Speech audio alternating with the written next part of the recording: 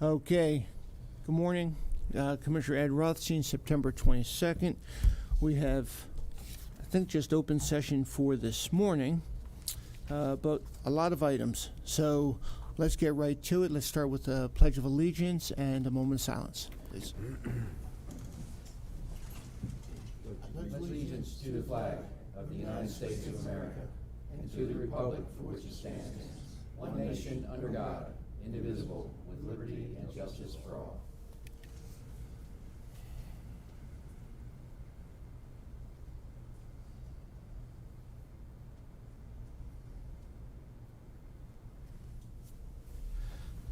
Okay, thank you. Let's start with Prairie Carroll. Commissioner Frazier, what's on your mind? So much. Don't overload us. Last night we had a walk in the park at Veterans Memorial Park. Commissioner Boucher and I were there. Actually, it was a pretty good turnout. While we were there for the ribbon cutting for the park, it's the first time I've actually gone around the entire park. It's very, very nice, and I was actually impressed how quiet everything was around there. Really nice park. This past weekend was the Maryland Wine Festival at the Carroll County Farm Museum. I have to say, I don't know the numbers. I was there. It seemed to be packed. It seemed to have more people there than I can remember in the past couple of years, of course, with COVID and everything else, but there was an awful lot of people there. One really great day, really great day. Today is also the first day of fall. Hopefully temperatures start dropping down a little bit. No. A little bit. Yeah. 60s are good for me. And I also want to say, I've noticed a lot more bikes on the roads because I'm riding my bike a bit more, and a lot more e-bikes. And actually, most of the places I go to now to hook my bike up, there's always another bike there where that wasn't the way before. But with that, people that are driving cars have to be aware that the bikes are on the road. And when the bike takes the lane, you treat them just like a car. When I come down Main Street, I can actually keep up with the traffic. But I still get people telling me, get on the sidewalk, get out of the way, what are you doing? I'm supposed to be on the street. I'm fine here. And I love it when I'm going down the hill on Uniontown Road. I know the speed limit's only 25. I'm going like 30-something going down that hill because I'm drifting downhill. Don't ticket me on that. But going down the hill, cars go outside the double yellow line to pass me to go down there. And then we both stop at the stoplight at the bottom. I know it's a bike, but you got to treat me like I'm a car in there. And plus, let's face the facts. If something happens, my bike gets hit or something, I'm going to suffer. The car's not going to suffer that much. I am. Be very careful. Be aware of the bike riders out there. That's all I'm saying. And that's all I have for today. Thanks. Okay. Commissioner Wance, good morning. So good morning. So to tag along on that, had a tragic incident in my district last week, and we need to keep our thoughts and prayers and concerns to the Dinterman family, and that was I believe she was jogging or walking or up on Trevanion, and you know, it's not just the bicycles, but you know, it's our joggers, it's all those that are utilizing our roadways. You know, it's just important to be mindful, especially now with the days getting shorter. Sadly, we're down to, you know, an equal day and night. So anyway, that's my that's usually at the end of my priority carol, but it's at the beginning. So just be mindful of that and pass it along to everybody. Slowing down is a great idea. Busy week. I want to thank the Carroll County Public Library. On Monday they had I think that was their 10th or 11th day for book lovers. They had 3 authors in the county, incredibly well attended, and that's always a wonderful event. There's the crowd. So the library, and specific shout out to the store in your district, Yep. A Likely Story, in Sykesville, who sponsors most of these under the umbrella of Carroll County Public Library. Mm-hmm. So kudos to them, and again, you know, our library system is one of the best, if not the best, in the state and in the region. So thank you for a great day there. Very long planning and zoning meeting Tuesday. It was an all-dayer. A lot of things that are going to be coming to us. So there were a lot of cases to discuss as well. But again, I remind folks that our boards and commissions do a lot of awesome work here in the county, and we can't forget what they accomplish. As a matter of fact, we have 2 public hearings today as a result of some of the things that they have accomplished. So one at 9 and then again at 7 p.m. this evening. Carroll Community College attended their board meeting last evening. They went over their strategic plan and also went over some of the audit materials that they are working on.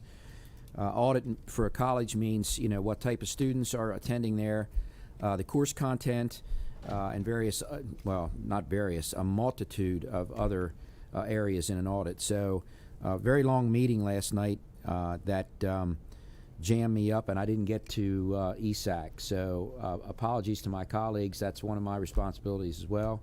We'll get a report from Director Robinson on that, but I'm not sure what occurred there last night. So, Fall Fest is tonight in downtown Westminster. That starts at 7 o'clock, and the parade will begin, led by the award-winning Westminster Municipal Band. Anything? The world famous. Nothing? You got nothing? Got nothing. Okay, fine. That's it. That's all I got. Okay. Glad you mentioned Fall Fest.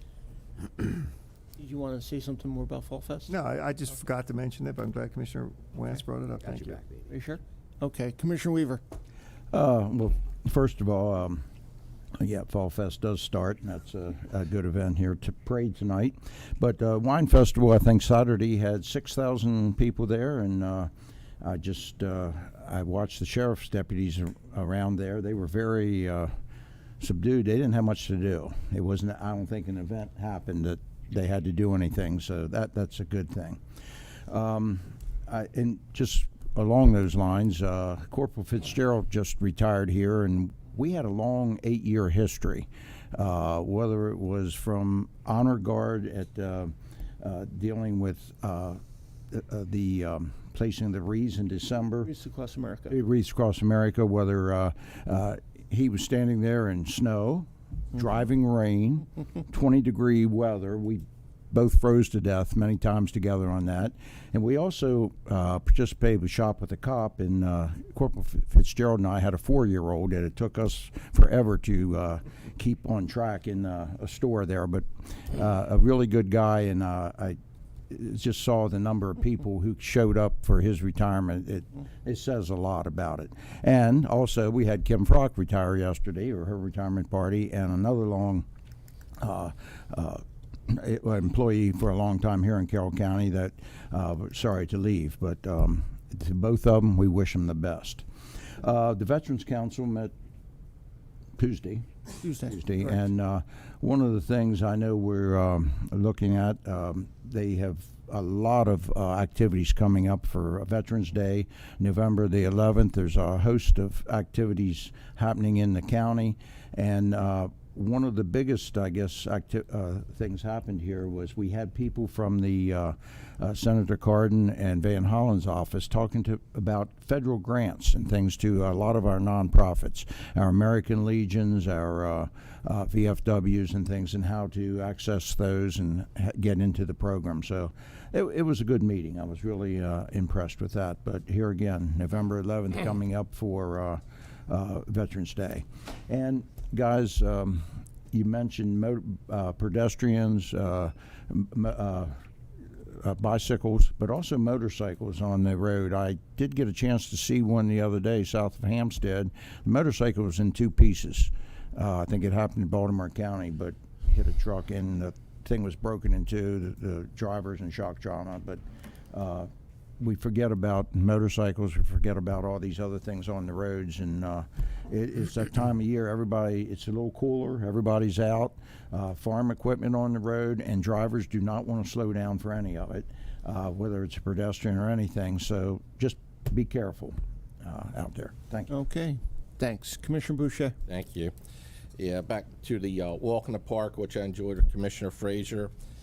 There's no reason why any of our citizens should be out on those dangerous roads walking when we have such a tremendous amount of park assets to walk on. The next walk in the park will be a Halloween theme. I'm really looking forward to this. We have such wonderful partners with the Partnership for a Healthier Carroll County. The next walk will be October 18th at 2 p.m. at Lester Park up in Hampstead. They're going to do a story stroll. You can bring kids out. They're going to have fun games, costumes. People are going to dress up and walk in the park as whatever character you want to be. I'm going to dress up, and I promise I won't show up as Chippy the Chipmunk. You're going to be a character. Yeah, I'll be a character, all right. Yeah, there you go. This is going to be such a wonderful event, and I can't praise these individuals at LifeBridge Partnership enough for what they put on, making the public aware of the parks available for walking to get our citizens off the roads. I also want to mention that up in my district at the Shepherd's Mill, well, let me cover this. I did a tour of our parking lot, which sounds odd, but our parking lot is deteriorating. And so often we ride over it and we don't know what's underneath of us. It's cracking up and starting to cave in. We have antiquated drain systems. So I did a tour with these two gentlemen, Thad Highlander and Justin McDonald, to go over what we're going to be doing to upgrade our parking area, which includes the detention center. So we got to work out coordination, and we'll be doing in phases, and all the county employees will be notified when that phase comes into place, and we'll have to shift their parking around. So be prepared for that forthcoming. Also want to mention that up in my district, Shepherd's Mill Road Bridge is going to be closed starting October 3rd. Now, this bridge closure should last potentially for up to a year. So anyone out there in the Union Bridge and New Windsor area, please be aware of this, and there'll be notices sent out and some diverted traffic patterns. And very sorry for the inconvenience, but it's imperative that we fix bridges that are failing, because the last thing we want is a collapse and injury. It is the fall Halloween season. There's lots of stuff going on in the county that people can enjoy with their families. We had the Tonytown Harvest Festival this Saturday from 11 till 3 p.m. and that'll be at the Memorial Park. Get a chance, take your family out for that. Also, this Saturday in Mount Airy, they will be having their Oktoberfest from 11 till 6 p.m. down on Main Street. That's a wonderful event as well. And very quickly, I want to list some of the events going on for the volunteer fire departments. It is imperative that we support our volunteer fire departments and do a lot of fundraisers. I'll run down a couple. Winfield Fire Department will do a spaghetti dinner on the 21st. Pleasant Valley Fire Company will do their bull roast and Henry Firearms event on the 24th as well. Reese Fire Department will do their bingo fall banquet on the 24th. Hampstead Volunteer Fire Department is doing a comedy show. Is Commissioner Dick Weaver going to be the speaker guest there for that? I don't know. That'll be at the Manchester Volunteer Fire Department Activities Building on October 1st. Winfield Fire Department will have their Sportsman Bingo on October 1st. Mount Airy Volunteer Fire Department will do their open house for fire prevention. If you have children, take your children to these fire prevention programs. So often incidents happen just out of sheer ignorance. So it's important we provide public awareness. And with the Halloween theme, we have Lineborough, Bedlam, and the Borough on starting October 7th to the 29th, 7 p.m. to 10 p.m. on Friday and Saturday evening. Sykesville Volunteer Fire Department will do their big money raffle on the 8th of October. Hampstead Volunteer Fire Department will have a chicken dinner and pit beef drive on the 8th of October. So you get a chance, go out and patronize these fire departments, help support them. They need all the love they can get. A lot of them took a big hit during the COVID policies. They were not able to generate as much money. So show your firemen their love. Thank you very much. Okay, thank you. A few things just want to share. Prairie Carol gives us an opportunity to also share what's on our mind, and then also things that are happening in the community. One of the things that's on my mind is a few years back, I was on a mission trip into Puerto Rico, into the southern part in Ponce. Ponce received 32 plus inches of rain in 24 hours just a few days ago.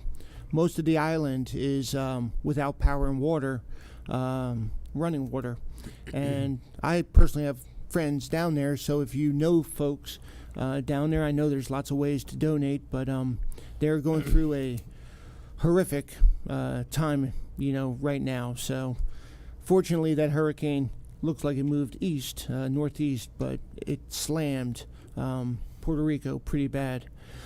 Town hall I had on Tuesday morning and then evening.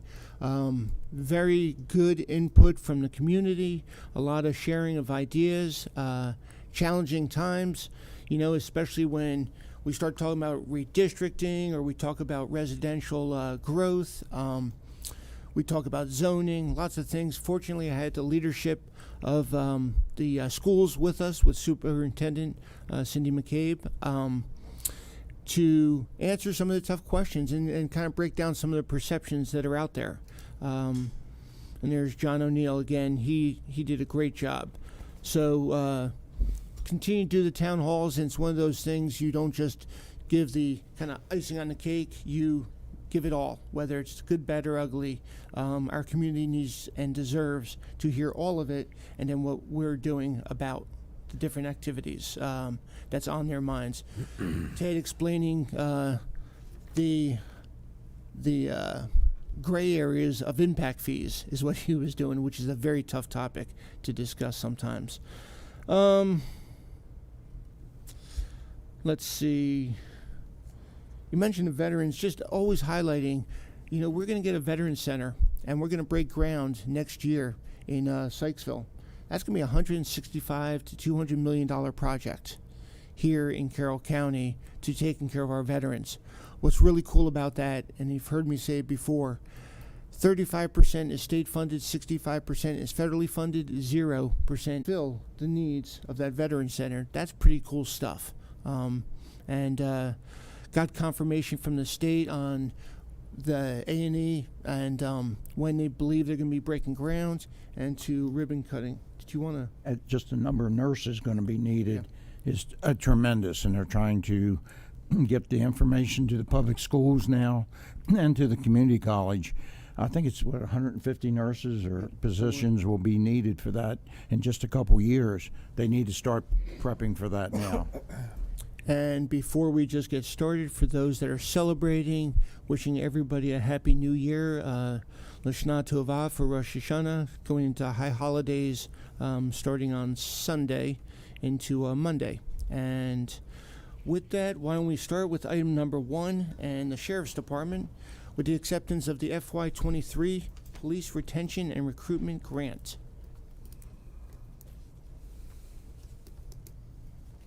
Good morning.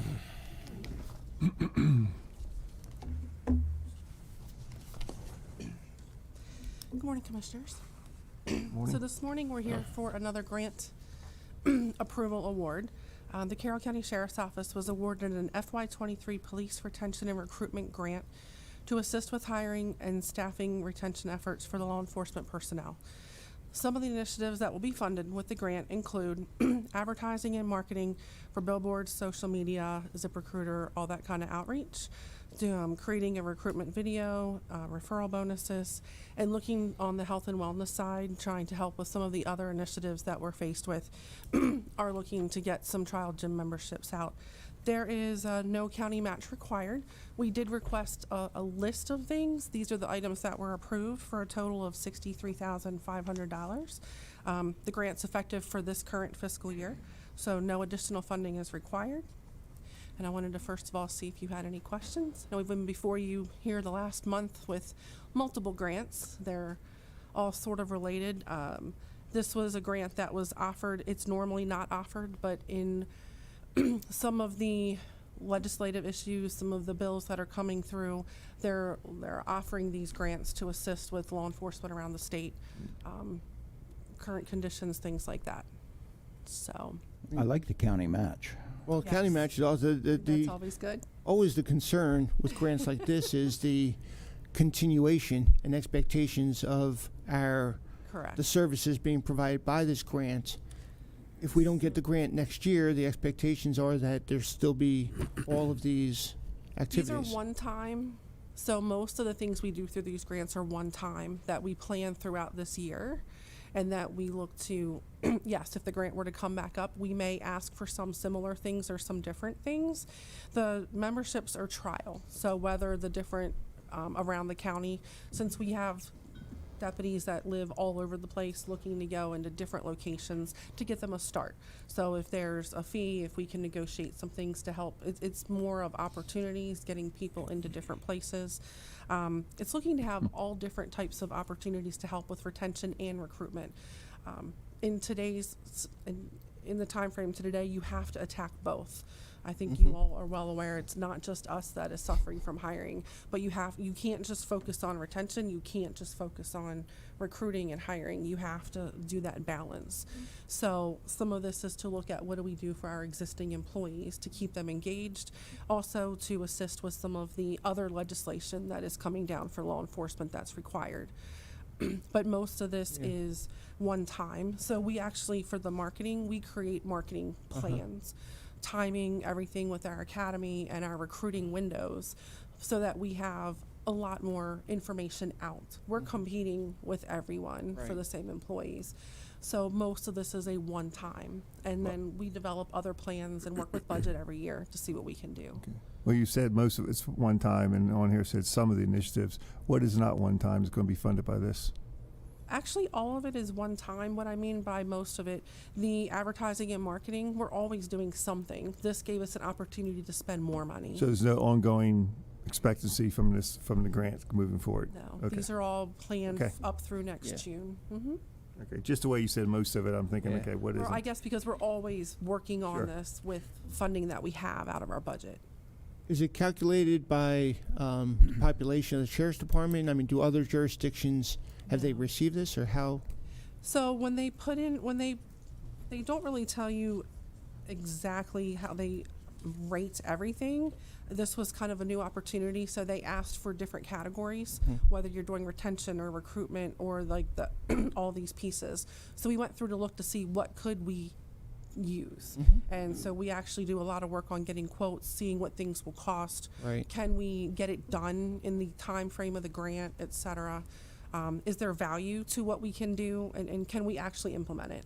So it's more of that. So we put in other things and they decide yes or no. They kind of went by category this time in each item. I've never really seen them pick and choose like that before, but this was a new initiative for them. And I think it was more of a one-time realizing what's going on out in the community and in our state, trying to hire and retain law enforcement. So I think it was an initiative to help law enforcement get through that.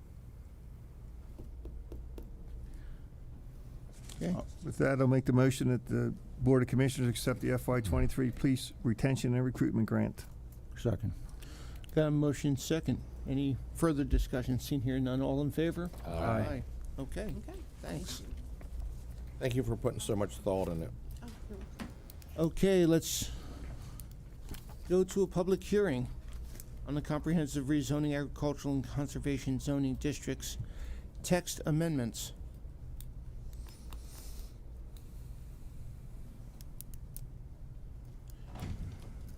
Jim, do you want to lead this, or? She has a lead in. Yeah, I have a presentation before the public hearing commences. short one. A short one, I promise, I promise.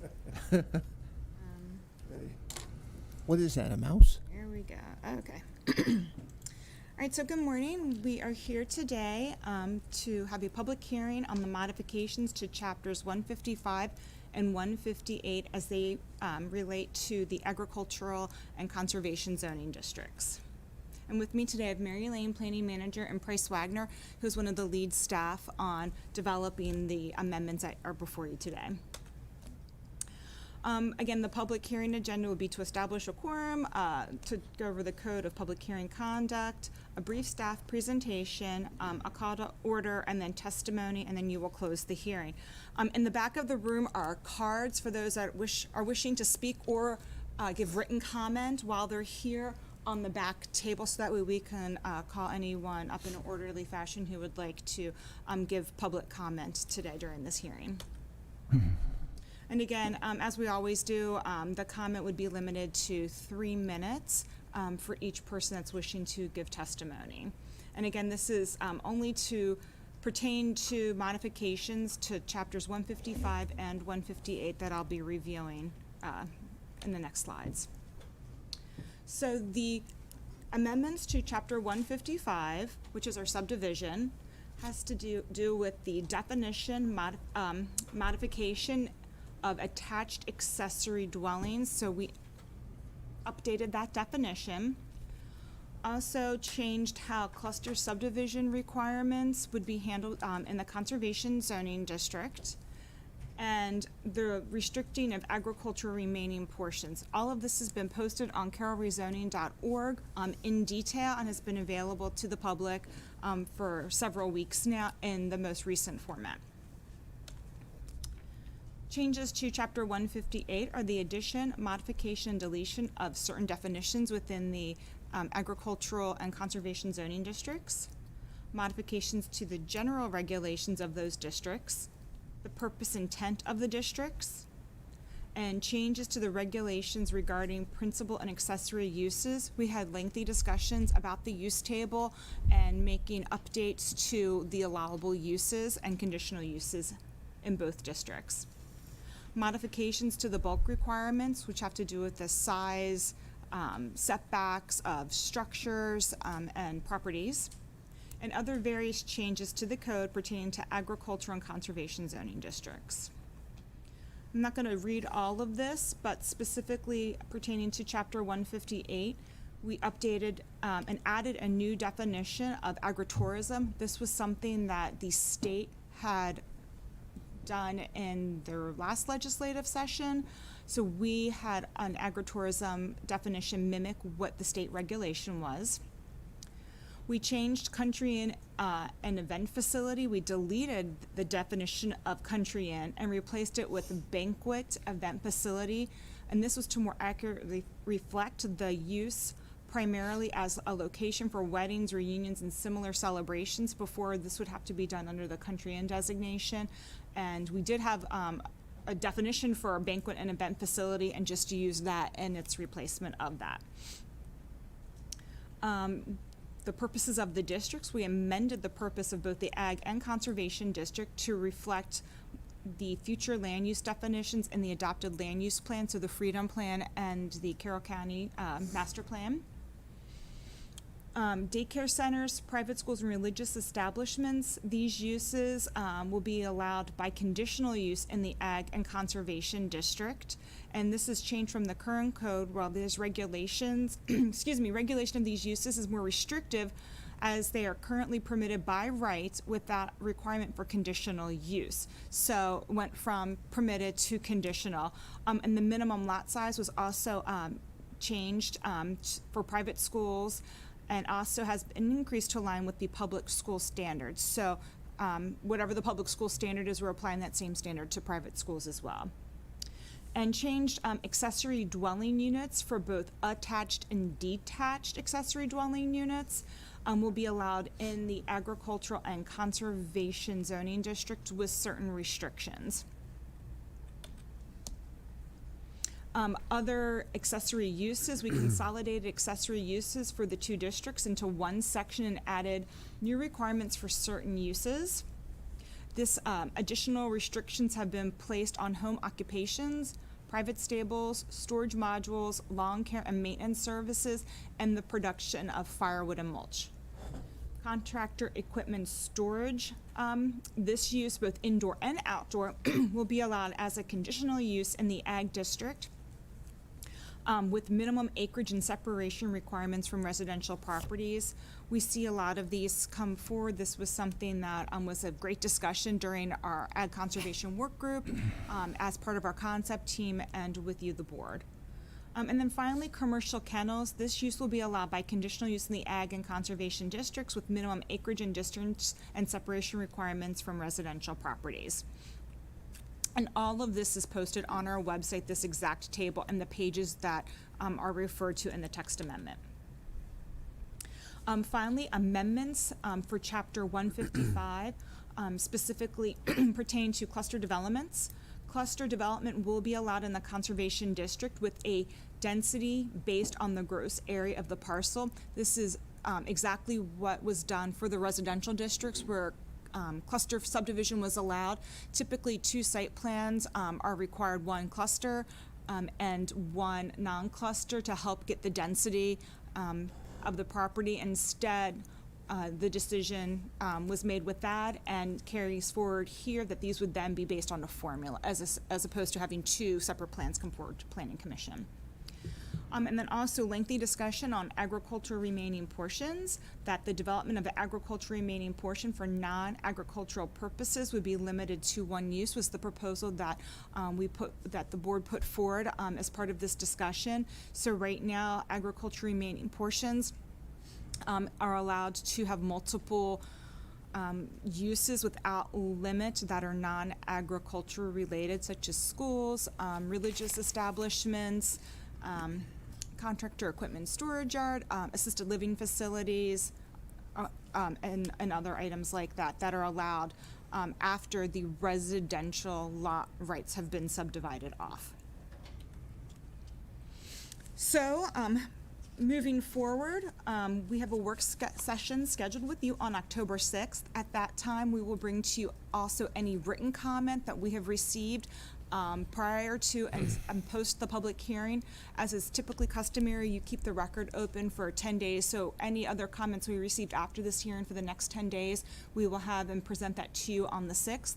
We've also programmed in a work session for October 13th to address any other issues, and then scheduling for adoption on October 20th. And just to back up, this public hearing was duly advertised in the Carroll County Times and was also posted on our website. A press release was sent out, and organizations of interest were sent direct notification of this public hearing. So that is all I have for you. Okay. Does the board have any questions of staff? No, I don't think at this time. I think we did a lot of due diligence getting to where we are today. So I appreciate that. I appreciate the work you've done. I appreciate the work with colleagues and I participating in, those work sessions that we've had where we came up with a product, and we'll just see how good that product is through some of the hearing and comments that we receive. So. Mr. President, at this point, it's appropriate to take any comments from the public. Do we have some names? County Did we Administrator? okay, so we didn't collect cards. Let's let Linda collect the cards first. They filled them out. So. And then also we have to remember Tim on the phone if there's any. That's right. So.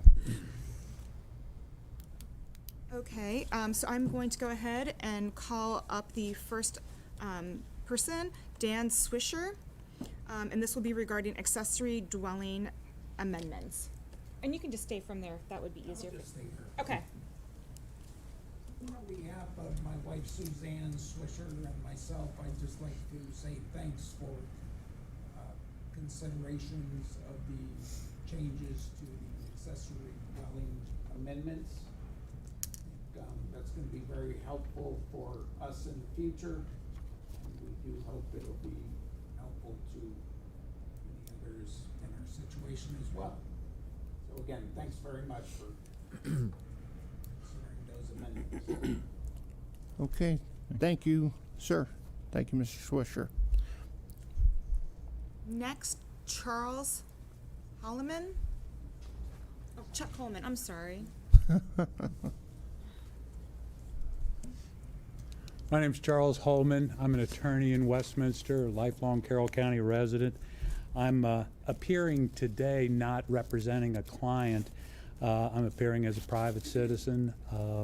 I'm also a member of the Carroll County Bar Association's Committee on Land Use. The specific items that I'd like to bring to the attention of the commissioners have to do with the amendments to Section 155.091, Section A4, which has to do with the prohibition against future subdivision of remaining portions on agricultural subdivision plats that have been recorded basically since 1978. There's a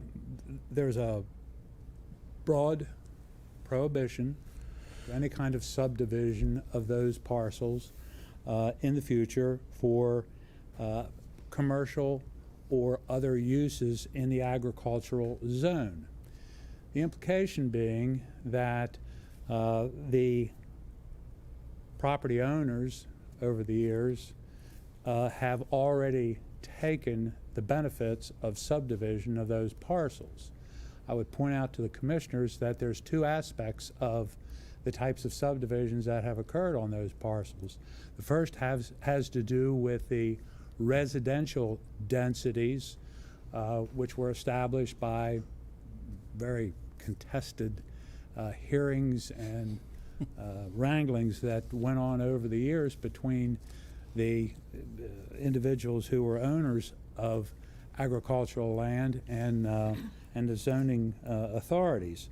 And it is the residential aspect that was addressed in the agricultural subdivisions.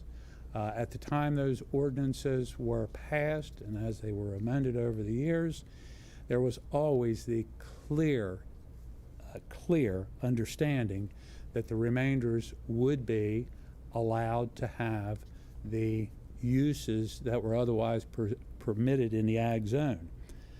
The rest of the amendments to the ordinance, it would be fair to say, ratchet down on the ability of landowners to get those uses that remain available, most of them commercial in nature.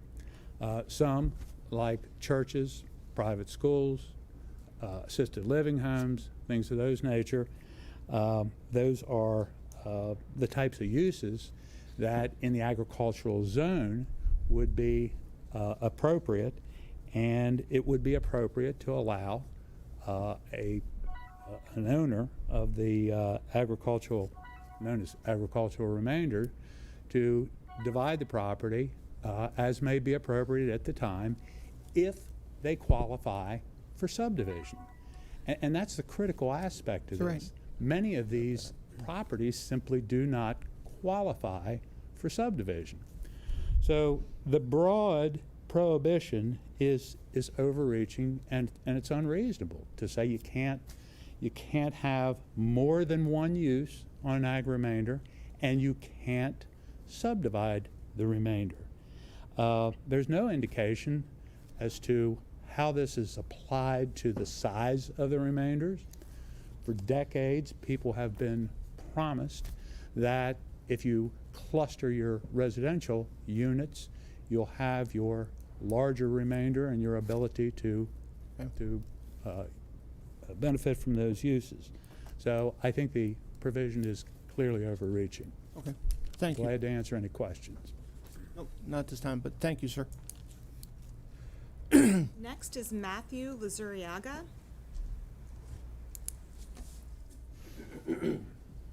Thank you. Good morning, Commissioners. My name is Matt Lazuriaga. I'm also an attorney here in town. I'm a lifelong Carroll County resident. I currently live in Finksburg, but that's by way of Silver Run, where I grew up, where my parents still live. They own 40 acres out there, and they were told in 1982, before they built their house, that Babylon Road was going to be rerouted and paved, and they're still waiting on that. So I only say that as an anecdote to say I know things don't always move fast at the county, and they don't always have to. Also, I don't think I've ever addressed this group in this capacity in this room. I think I've spoken with each of you on at least one occasion. I've seen two of you as recently as this month before the BZA, where an issue related to residential zoning modifications has recently come to a head. So with that backdrop, I just want to echo what Mr. Holman said, but in a different, somewhat of a different way. Obviously, I wasn't around in 1978, but I've got a number of clients who were. I've got a number who have been landowners since then. And as Mr. Holman stated, it's my understanding, I wasn't there to witness it, but each of them were effectively encouraged to, when going through the subdivision process, cluster the residential lots as much as possible and maximize the remainder, and that would fit within the agricultural purpose of the agricultural zone. And that's great, but the understanding has been for almost 40 years that that property owner would have remaining rights that, yes, are subject to the agricultural zone, to its purpose, to its rubric within the code. But there was not going to be a limitation on the number of uses that could be there. Again, as Mr. Holman said, so long as the subdivision is eligible, it would make sense, I think, in my opinion. I don't have to face an election and I don't have to answer emails from constituents, so I don't envy you in that. But in my opinion, it would make sense to leave open the availability for there to be more than one use, conditioned upon the size of this remainder, conditioned upon the availability of subdivision process overall. I think to just pull that out from under some folks that have been here for a long time, and I understand the public advertisement of this. There's a lot of folks out there who don't pay attention to the website. There's a lot of folks that don't watch these meetings. There could be a number of people who really are unaware of it. I just think that that particular portion could use a little bit more attention. I know that the staff has been responsive to comments of Mr. Schaefer so far that I've seen in writing, so perhaps there may even be a re-advertisement of this with other modifications. So with that backdrop, I will acknowledge there are now with Mr. Bowersock 6 lawyers in this room, and that is 6 too many, so I will sit down unless there's any questions. No, but I appreciate that last comment. Thank you, sir. Technically, there's Okay, two other go ones. ahead, Linda. Well, there's 4 out here. I was counting Mr. Burke and Ms. Wyndham. So. And the last speaker we have is Kevin Beaver. Good morning. I'm also here to talk about remainders. I have happen to be an owner of a 70-acre remainder in District 3, and it was purchased as a remainder. There was some comment at a work session about 3 bites to the apple and all this. Well, we bought the remainder after the bites were taken by the original farmer and all that, and we had the expectation of being able to put a residential lot and all these unlimited ag uses, which on 70 acres, that's enough space. You can put various things on there, and maybe one large thing is not the right thing for this lot. So I just wanted to say that by making these changes, it would definitely affect the value of that property, which was valued at the time in the late 80s and 90s, valued with the original rules. So you really are hurting people, and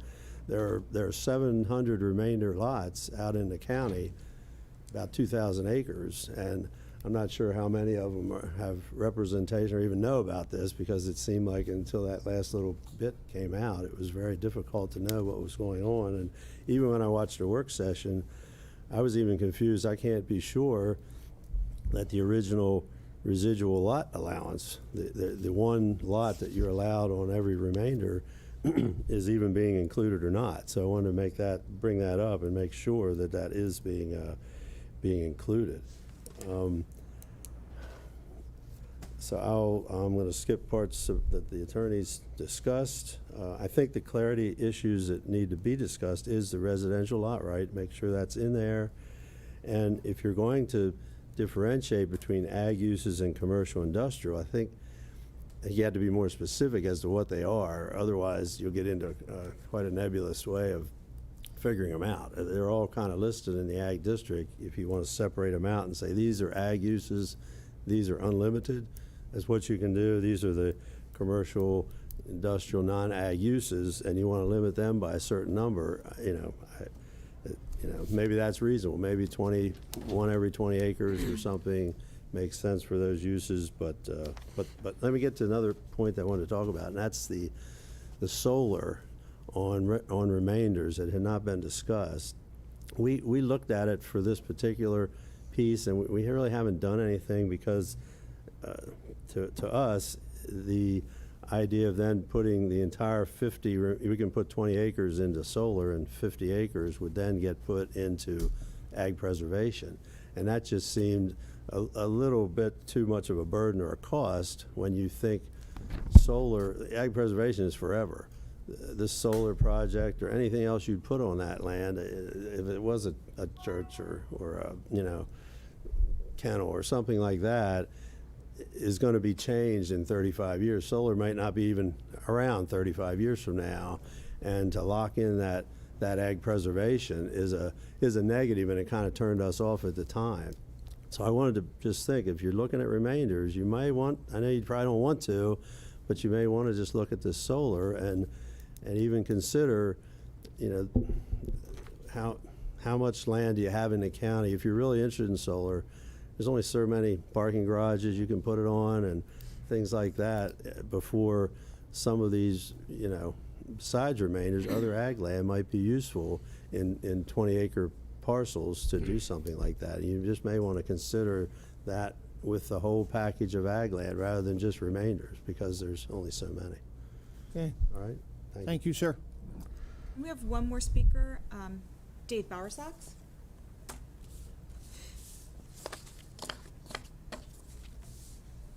Good morning. Morning. I'm not going to rehash what I understand has already been addressed.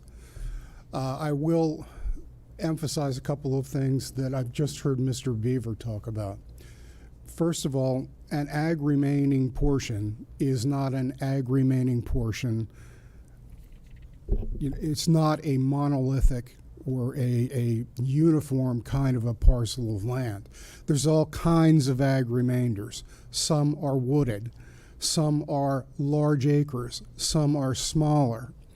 So in terms of the restriction, the proposed amendment to Chapter 155, limiting ag remainders to a single use seems to be disproportionate. You have in the ordinance a number of permitted and conditional uses that you've deemed to be appropriate on the in the agricultural zone. What is it about an ag remainder that justifies restricting it to only one use, irrespective of the amount of acreage, or whether the site is appropriate for those uses which you have determined to be appropriate on that property in the ag zone, but for its remaining portion status? It makes no sense. It's a one-size-fits-all approach that's designed to address a couple of problem properties is, I don't believe, a sound approach to dealing with those isolated instances. As for the solar, community solar operations, I think Mr. Beaver's right. We have a similar situation to what I just alluded to. Some of these remaining portions, which is the only kind of property that they're eligible for as a permitted use in the ag zone, some are large. As I said before, some are wooded. They have different kinds of terrain, different limitations, and different opportunities. How do we justify taking the balance of a 90-acre ag remainder when you've got a maybe 10-acre, 5-acre solar facility, community solar facility, and compel the owner to place it in ag preservation with no compensation? There is no justification. Looking at it a little more legalistically, it's a disproportionate burden on the property to be able to implement a use that you have determined is a principal permitted use in the zone that has no bearing on the impact that that property is going to have on the public at large. None. The comments that I heard Mr. Luzuriaga making with regard to the 1977-78 overhaul, if you will, of the agricultural zone, I would concur with those comments. That has been the density that you introduced as part of that was the 1 per 20 density. Part of the buy-in at the time was this notion that the remaining portions would be available for a use or uses as were appropriate given the character of that property. The only discriminating point you're drawing is the characterization or classification of that property as a remaining portion. It has nothing to do with the property itself or its suitability for other uses. So that has been a foundation, one of the foundational principles of the ag policy through zoning since 1977 or 78. If you are intending to upset that, I think your constituency needs to know that that is what you're intending to do. Because as Mr. Lazuriaga said, not everyone is watching these meetings. Not everyone is scouring the web or the internet looking for what the latest zoning amendments are that are being contemplated or coming down the pike. They're just not. So with that, I think the sun needs to shine a little bit more brightly on that idea. Lastly, I am aware of Try and finish your thoughts at this point. I am aware that Mr. Schaefer has submitted some comments previously. I have seen them, and I think they're sound, and I would concur with them. One other point, also in the nature of a clarification, would be there should be some allowance for the establishment of a garage or some kind of storage building related to a principal use on an adjoining or confronting property. There's no allowance for it at this time. And because there's an artificial boundary, there is a boundary line between two properties being used in a single residence character. You're limited. You're restricted from putting the accessory building on the other parcel. Not the point. I appreciate it. Thank you. Do we have any more speakers? Lastly, Clark Schaefer. A day would not be complete. Correct. I knew you'd be pleased to see me, Commissioner Always. Rothstein. Clark Schaefer, lawyer in Westminster. I'm here just to generally comment on the ag conservation, and then I will make a comment on the solar at the end. And I'll get it out of the, I do represent some solar companies, and the ag preservation requirement for community solar is a deal killer in a lot of cases. So I'm going to echo those comments. I think that should be removed. With regard to the remaining portion stuff, my first comment is this. Unless I missed it, I don't know that they're defined terms in 155. They seem to be in 158. You got to look at that because we're talking about important things. Secondly, the grand bargain made in 1978, the 1 per 20, don't worry, Mr. Landowner, you were eligible for, on your 100-acre farm, you were eligible for 80 lots, let's say, but we're going to pass legislation, and when we sign it, you're down to about 1 per 15. Now, that was controversial, and it got through, and probably maybe saved the county. That may be heresy. But the market was just starting to pick up, so it was people weren't selling 80 lots on these farms. They weren't going to sell them, but 15. But the deal was, as was pointed out to you, you get your lots, you cluster them somewhere at 1 acre or close to it, and then you've got this big remainder. That's going to be your farm, and that remainder has to have a single-family building lot right with it. We're not letting you put that down on a 1 acre and tell us you got a farm. So you've got that already. But then you get all the other ag uses. Well, this would change that. Now, another way to express what was said by the other speakers is the concept of investment-backed expectations. And what I mean by that is a lot of these remainders have traded hands for money since 78.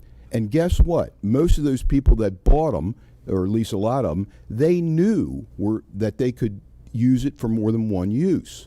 That could have been, and as you know, I think by now, those remainders go from 5 or 6 acres to 150 acres. I mean, there's some big remainders out there. So I think you have to be very careful with that, and I'm not seeing the public detriment that is occurring under the current provisions. I'm not aware of any big public harm of people overusing them. I know for a fact there's some churches and schools out there on subdivided remainders that are contributors to the community. It's a good thing they're there. They have to go through site plan anyway. It's not like you're getting freebies out there. So I urge you to consider those facts when as you consider this. And I'd like to give my 35 seconds to Mr. Bowersox to come back up here. Absolutely not. Request denied. I'll second that one. Okay, I appreciate all that have commented. If you noticed, 3 minutes is a guideline to be used, but it's very important that the community that wants to speak out is allowed to, is encouraged to, and it doesn't stop here, because we still have a ways to go in the workshops and getting to the comments that you provided. I really appreciate. I believe my colleagues and I all captured them, and I know the staff did as well. So thank you to all.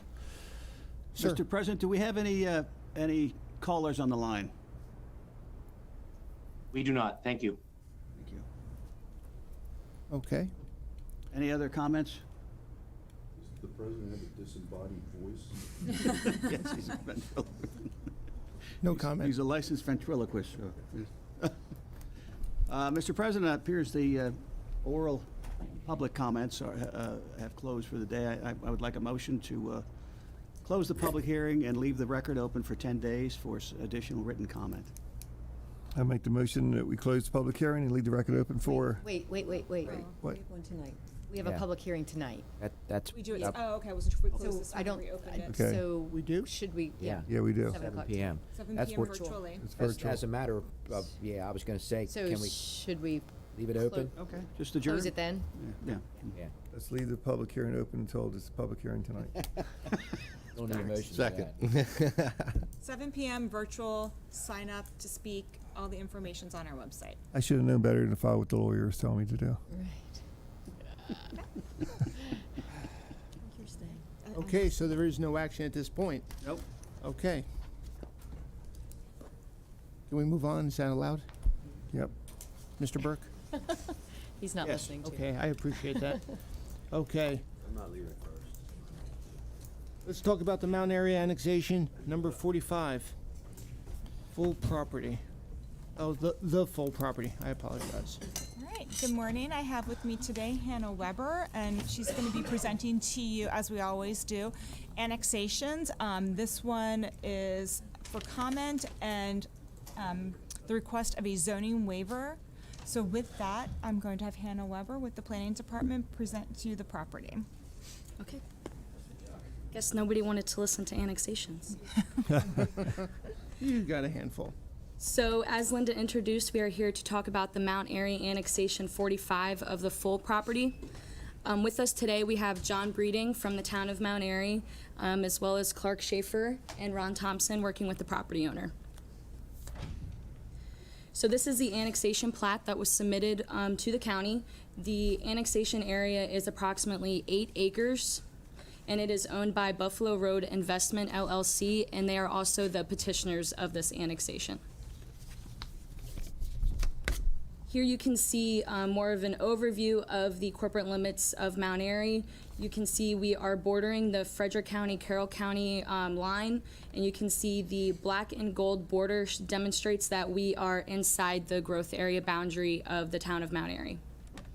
Zooming in a little, you can see we are adjacent to the corporate limits of Mount Airy, which shows that this annexation would not create an enclave. Here is the orthos of the annexation area. It is improved with one dwelling on the western side of the property. Access to the property is from Buffalo Road. To the north, we have a single-family home. To the east, we have ball fields. And then to the south and to the west is agriculture. Under the county, the entire annexation area is zoned R40,000. The petitioner has requested to be put into the town's R2 zoning district. So because the R2 zoning district is 50% more dense than the county's R40 zoning district, there has been a zoning waiver requested by the town of Mount Airy. The designated land use for the annexation area is low-density residential, and this is consistent with the requested zoning. The designated land use was taken from the 2013 Mount Airy Comprehensive Plan. For water and sewer, we are in the long-range service categories for both water and sewer. As always, we send a transmittal out for agency comments. The Department of Planning, the Maryland Department of Planning, has no outstanding comments at this time. The Department of Public Works is recommending the town of Mount Airy assume maintenance responsibility for the frontage on Buffalo Road. The Department of Planning is recommending support of this annexation and zoning waiver, given the following recommendations. We are recommending the town go through a water and sewer amendment to place the property in the priority service categories. It's my understanding that the town is on board with this, and they're actually going through a fall amendment right now for the upcoming cycle. And then the other recommendation is the town take maintenance responsibility for the road frontage, as the Department of Public Works is advising, and it's also my understanding that the town is on board with this as well. So on Tuesday, the Planning Commission met and they gave this a favorable recommendation on the annexation and zoning waiver to you all. So in conclusion, today we are here for an informational briefing or a decision if you're ready for that. If not, we have time reserved for next Thursday for a decision on the comment letter and the zoning waiver. And then the Mount Airy public hearing has not yet been scheduled, but all comments would be turned in before then. Well, if I may, Chairman, I see that there is a Board of Zoning Appeals hearing on October 25th. How does it coincide with their movement now? Is that something that should wait until after that hearing? Is this in sequence properly? It would be two separate things. Oh, all right, I'm sorry. Yeah. Then I misunderstood what I read here. My apologies. Is there a reason why we wouldn't make a decision on this now, Linda? I mean, it's pretty straight up and in concurrence and, okay. Yeah, all the outstanding comments about the Yeah. road and the water and sewer amendment were handled, so Yeah. there's not anything outstanding at this time. Right. As long as the town is on board with those two things, and Yeah, I don't exactly. see a problem with that. I don't know if Mr. Breeding has any additional comments regarding any of those items, or? I don't, I mean, again, this will be, If you want to come on up, please.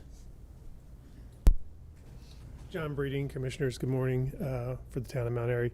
So currently, we are waiting for a recommendation to be forwarded to the town council, and I suspect that the staff has a favorable recommendation of this request for the waiver. Okay, cool. Any other questions? Nope, and you're wearing a purple shirt, so you're Yeah, good you got to go. the memo. Okay. So, If I may. I was just about to vote for this, too. go ahead. I don't have anything. All right, if I may, I move the board approve, sign, and forward the comment letter, including the approval of the zoning waiver request to the town of Mount Airy regarding Mount Airy annexation number 45 full property. Second. I got a motion second. Any else discussion? Nope. Seeing here none, all in favor? Aye. 401. Thank you. 440. Okay, now let's talk about, apologize. Hampstead annexation, number 44, the Michaels property. Yes. So we have another annexation up for discussion. With us today, we have Jim Rourke from the town of Hampstead, as well as Dave Bowerstocks, who works with the property owner. So here is the annexation plat that was submitted to the county. This annexation area is approximately 28 acres. The entire parcel actually extends over Route 30, but only the 28 acres on the east side of Route 30 is to be annexed. Orienting ourselves, we have the old North Carroll High School to the north, and then the elementary school to the south. And then we are cornered by Shiloh Road and Panther Drive. The layout, you can see where we are in relation to the corporate limits of Hampstead. Zooming in, you can see we are adjacent to the corporate limits of Hampstead, so we would not create an enclave. And then the gold and black boundary demonstrates that we are inside the town's designated growth area. Here is an aerial view of the annexation area. It is slightly improved with one dwelling on the property. As I said, access is from Shiloh Road. The zoning for the annexation area is R20,000 with the county. The petitioner has requested to be put into R10,000 with the town of Hampstead. A potential developer for the lot is predicting between 40 and 45 lots be developed on this annexed area. So since the R10,000 zoning district is 50% more dense than the R20,000, there has been a zoning waiver requested by the town of Hampstead. The designated land use for the annexed area is R10,000 and R20,000. and this was taken from the 2010 Hampstead Community Comprehensive Plan that was amended in 2017. For water and sewer, we are in the long range and existing service categories for water, and we are in the future and existing service categories for sewer. So again, agency comments, the Maryland Department of Planning has no outstanding comments. The Bureau of Utilities submitted a advisory comment. The receiving pump station to service this property is nearing capacity. The Bureau of Utilities may not be able to issue approval of a future final site development until scheduled pump station improvements have been completed. So the Department of Planning is recommending support for the annexation and accompanying zoning waiver, and we are also recommending the town go through a water and sewer amendment following the pump station improvements. And then again, Planning and Zoning Commission met on Tuesday and gave this a favorable recommendation to you all. And then we are here for a briefing or possible decision. We have time for next Thursday if you are not ready to vote today. And then the Hampstead public hearing is on October 11th. Didn't we just put money into the Hampstead? Some into Sewer the sewer, facility? didn't we, into that plan, but, I thought we did. The wastewater treatment plant just finished an ENR upgrade, Right. a huge, Okay. yeah, multi-million, but this is a pump station. this is a pump station on the does not- other okay. side of Route Get it to 30. the plant. Right. I happened to be, Steve was also at the planning and zoning meeting. Mr. Michaels was there Okay. supporting this, and, you know, it's in that area right next to what's going to be, I guess, an athletic facility there, and it's part of the town right between the two schools of the Hampstead Elementary School, right across the road. So I move the board approve, sign, and forward the commitment letter, including the approval of zoning waiver request to the town of Hampstead regarding Hampstead annexation number 44, the Michaels property. Second. Okay, I have a motion, I have a second. Is there any further discussion on this? Seeing here none, all in favor? Aye. Aye. Okay, Thank you. Thank you. absolutely. Thank you.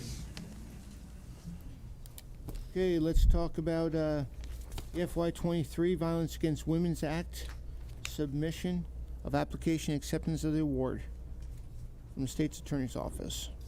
And Are they there, Corey? I don't think they're here. Okay, let's move on to the agricultural land preservation for the Parker and Marcia Smith property. So we're on item 6. Yes. And we will go back when appropriate. Go ahead, Chris. Looks like you cleared out the room. Was it me? Is it something? Yeah. Jumped Right. ahead. Yes. Good morning, Commissioners. We're here today for final approval for the purchase of an agricultural preservation easement, property owned by Parker and Marcia Smith. And Jackie Bretoon is going to take you through the presentation. I'll click for you, or... Okay, sounds good. Good morning, Commissioners. Morning. We're here today to request final approval on the Parker and Marcia Smith property. It's located at 2 Ruth Shriver Road in Westminster, 69 acres in District 1, and there's 7 lot rights to retire. The fair market value, which is based on a county points-based appraisal that we do, was $582,306.56. We pay 70% of that. So the cost to the county is $407,616, which comes to $5,899 an acre. Here is the property. And here is how it lays with the other easement properties. You can see right next to it is a critical farm applicant, so that one will also be preserved. Nice. And it's creating a land bridge there, which is great, filling in gaps. Here's just a couple pictures of it. And again, we're just requesting final approval of this property. It's beautiful. It's a nice time to take pictures. Yeah, it Everything's is. Yeah, pretty and it green is. out there, although it's turning brown, but yeah. No, it's just, it is beautiful pictures. Good time of year for site visits. Yes, yes. That's a great area, and I love that land bridge that's being created out there on Uniontown Road. That's what it's we good strive stuff. for. Yep. Ending. I'll make the motion that we approve and exercise the option to purchase an easement on the Parker and Marcia Smith property in the amount of $407,616. Second. Okay, got a motion, got a second. Any discussion? Seeing here none. All in favor? Aye. Aye. Okay. Thank you very much. Thank you very much. What's that Critical Farm property, by the way, right beside it? Do you know? off That top- is also Parker and Marcia Smith. That's what I thought. Okay. It's all right. coming up. Yeah. Okay. Thank you. Okay, thanks. Director Hines, I hope to see you at the next walk in the park Yay. with Chewy. I am sorry that I missed this last right. one. Do we have, Apologies. do we have the state's attorney's office? Okay, Not yet. Corey's calling them. okay. So let's move on to paving and replacement. Oh, State's Attorney's Office. there you go. Come on in. Oh, all good. Never mind. Sorry, I was in the hallway. No, it's all good. FY23 Violence Against Women's Act. It's item number 5. Going back, yeah. And where are we? Okay, cool. Good morning. Do you want me to just begin? Yep. Yeah. Sorry. My name's Kara Wittenbach, Wittenbach, and I am the domestic violence prosecutor for the State's Attorney's Office. My role, I actually do all the domestic violence cases in the office. Now I run the domestic violence docket. That's the bi-monthly docket in district court, in addition to handling all the felony domestic violence cases that come through our office, from evaluating to see if we wanted to indict, to deciding if we will reduce and move them back to district court. I presented last year. I appreciate you inviting me back, and I always very appreciative of the fact that you support the VAWA grant. It's a very important grant that allows me to really do everything that I can for the citizens of Carroll County with the domestic violence. From providing outlets for counseling to prosecuting and just really doing the best that we can for the citizens. I'm not sure if you, hi. Yeah, sorry. That's okay. Sorry. Nope, all good. You can keep going. I'll defer to you. I just gave a brief introduction of what I do. Okay. If you want. Sure, sorry, I'm a little confused. So anyway, we're here for the FY23 Violence Against Women's Act submission of the application and acceptance of the award. So if I am Yeah, no, you're not. duplicating anything you've said, No. please stop me. So this is through the Special Victims Unit at the Carroll County State's Attorney's Office, which has dedicated prosecutors that work on domestic violence and sexual crime issues in the county. They also provide training to the prosecutors and also law enforcement. And this grant supports the salary of the dedicated domestic violence prosecutor, which, as you can see on the paper, opened more than 300 cases in 2022. So there is a county match, which is budgeted, which is on the briefing paper. And also of note, there was a small reduction in this award this year from the Governor's Office of Crime Prevention, Youth and Victim Services. So. So the salary is $122,000, which is the salary and benefits, is what it says? That's not my salary. Right. No. Right. And I'm not, I'll So I don't know whose defer to salary you is that. in regards to how that's broken down. I mean, Yes, so this is, there, for GOCCP, there's a restriction on the cap on fringe that can be paid for the grant. So some of the county matches supporting the fringe, but this is the total salary for the prosecutor. So the county match is contributing to the salary and fringe portion, because the fringe allowed under the grant can only be 30% of the salary. So it seems like the county match is significantly higher, but part of that is the way the grant allows the salary to be charged. Yeah, no, I'm looking at the 122,000 as total. That's Yes. Total cost for this. Yes, that's the total cost. for a salary And benefits. and benefits. Sounds like a deal. Is the grant awarded every year, and has it changed year to year, or? This is a grant that is awarded every year. It starts at the federal level, so this is, the Federal Violence Against Women's Act. Right now, it's authorized through 2024, so we would expect Okay. that to be authorized again, but this is an annual award. 300 cases in 2022. I will defer to Yes. you about that. That's not Yeah. my. No, I get you. Sure. It seems to be just an incredible amount of cases.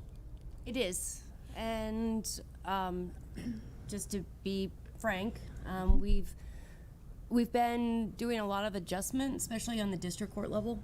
I don't know how familiar everyone is with the judges that on the bench, but Judge Green, who retired over a year ago, he actually was kind of he helped bring about the district court DV docket, and under his kind of leadership in a lot of ways, we had some consistency. It was every Wednesday, and it was in the morning, and it allowed consistency with the same judge, because that judge would ultimately be who most of our offenders, if they were placed on probation, they'd had to report to him. And then it allowed also some partnership with the Public Defender's Office, Springboard, because we work a lot with Springboard, Sure. in addition to just having one prosecutor handling the same cases. So when he retired, there was that really kind of chaotic time when we had one judge, lots of visiting judges, until Judge Lewis was appointed, and now Judge Dance has taken over. And we're making some more adjustments, and where we are now is it's every other week. So it's still on Wednesdays, and it's every other week. The benefit, in a sense, to that is that, as I stated, I do the DV cases from the office. So I have more flexibility to do jury trials on those off weeks for other cases. We have really developed a partnership with Springboard, and that's been a huge improvement. We have one woman who is an amazing advocate for victims, and she comes to court every week. She's there to kind of meet with the victim outside of court, help put, most of the time they are female, her in with treatment, and that's been a huge benefit. Go ahead. Can I ask, since the restrictive policies of COVID, with isolation and mental health going up, is there a correlation, a spike of domestic violence with that? I've seen the spike, sir, with more high schoolers. So could you repeat that? More high schoolers as offenders. Really? Yeah. So we had. I've not been aware of that. We had some situations where I felt like it was end of last spring into summer where we had, it felt like to me, more 18-year-olds, like senior in high school offenders with victims that were 16 or 17. And I know that I would point, and I'm not a mental health expert, but I definitely feel like that was a COVID, an effect of COVID. Sure. Because you had 2 years of non-socialization and people really not knowing how to interact with other people, and then a lot of frustration. That would go hand in hand with what I've learned touring with the school system, that we're seeing more mental health issues at a younger age. Yes. Post-COVID restrictions. Is there programs and therapy in place to address that specific issue? So we, every other October or around October, we kind of, our office, we either go into the high schools to talk about drugs or domestic violence, intimate partner violence. And so this year we're going to be addressing the intimate partner violence in the high schools. And there are lots of programs that really deal with that age group, because it's a different type of counseling. And we have found that the Youth Service Bureau does a really great job with that high school early 20 group. Like they've got the program, excellent program. The hardest part is that there's a really long wait list. So as much as we want to get people in and get them in sooner than later, they're having to deal with a long wait list, and that can be really tricky. So we because need more resources to definitely address need this more issue. resources. Like I would advocate strongly that those services need significantly more resources so that they can deal with the population and the mental health issues that we have going on. If you would, I'd like you to contact my administrative assistant, Ms. Kathy Dietrich, and arrange for me to do a tour and assessment of where you guys are at and what your needs are, and I will help advocate and bring some public awareness to the issue you're faced with. This is extremely critical because if we do not address the mental health issues in our youth, they're going to propagate into adulthood, and that's going to overload our judicial system. We're going to be faced with much more greater problems after that. Definitely. And mental health touches every aspect of the criminal justice system, because and I don't do the drug possession cases anymore, but you sit there and you sit in district court and you watch that docket, it doesn't matter. It touches every piece. Somebody doesn't start doing drugs because they're mentally healthy. Someone doesn't assault their partner or their mother or their, the list goes on and on and on. Yes. And They're all correlated. they are. And the amazing thing about Carroll County, I think, is that they do have these resources there. We just need to be able to help more people.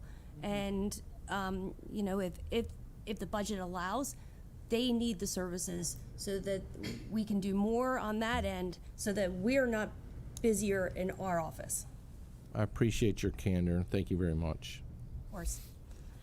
Yeah, I think you described it very well, and it's a huge problem. Fortunately, we are a county that cares, and I like the expectation management at the court system that every Wednesday, like with other challenges we have a system that, like with drugs and others, and we were talking about veterans, what are the expectations in taking care of a specific population? So that expectation management in the community goes a long ways, and your relationship and partnership with CCYSB, with all the others, is awesome. So I apologize. No, you're fine. I just wanted to personally thank you for the kind words about the Springboard representative. I couldn't say any. I honestly, she's been a light that we didn't have for a really long time, and I feel really privileged to be able to work with her. And I didn't realize that the connection. So obviously, I was not speaking that way because of that. but No. I honestly, appreciate that, she and is, I'm very, as much as I can be, familiar with all that goes on. Yes. And so I keep track of that very closely, and it is troubling. So I do know it firsthand. But thank you. Thank you. I appreciate that. And although we're going to be talking about 122,980 and not 81 because of that, really do appreciate it. So, you were trying to get to 81. Well, somebody will have to explain that to me. That's not my What is it? salary. What's that? Well, not that it matters. Yeah. Don't worry about the numbers. It was a sidebar conversation. Yeah, Sorry. Don't worry about numbers. That's not. Trying to that's not understand that important. total. So, okay. But I appreciate you also inviting me to come, and I understand it's Absolutely. not like it's kind of have to, because when we ask for money, but it's important for everybody to know what we're doing. No, absolutely. Thank It you. puts it in context. And again, we've got to shine a light on the challenges we have in the community and know that those challenges exist and we have resources to deal with it. And how do we nest those resources together? And you're a large part of that, so I appreciate it. I'll move the Board of Commissioners approve the submission of the FY23 Violence Against Women's Act grant and accept the award. Second. Got a motion and a second. Any further discussion? By the way, the feeling's mutual. Seeing here none. Good Aye. comment. Aye. Aye. Aye. Okay, thank you. Thank you. And have a good day. You too. And this chair does not suit. Okay. Now let's talk about paving and replacement of stormwater basins, item number 7.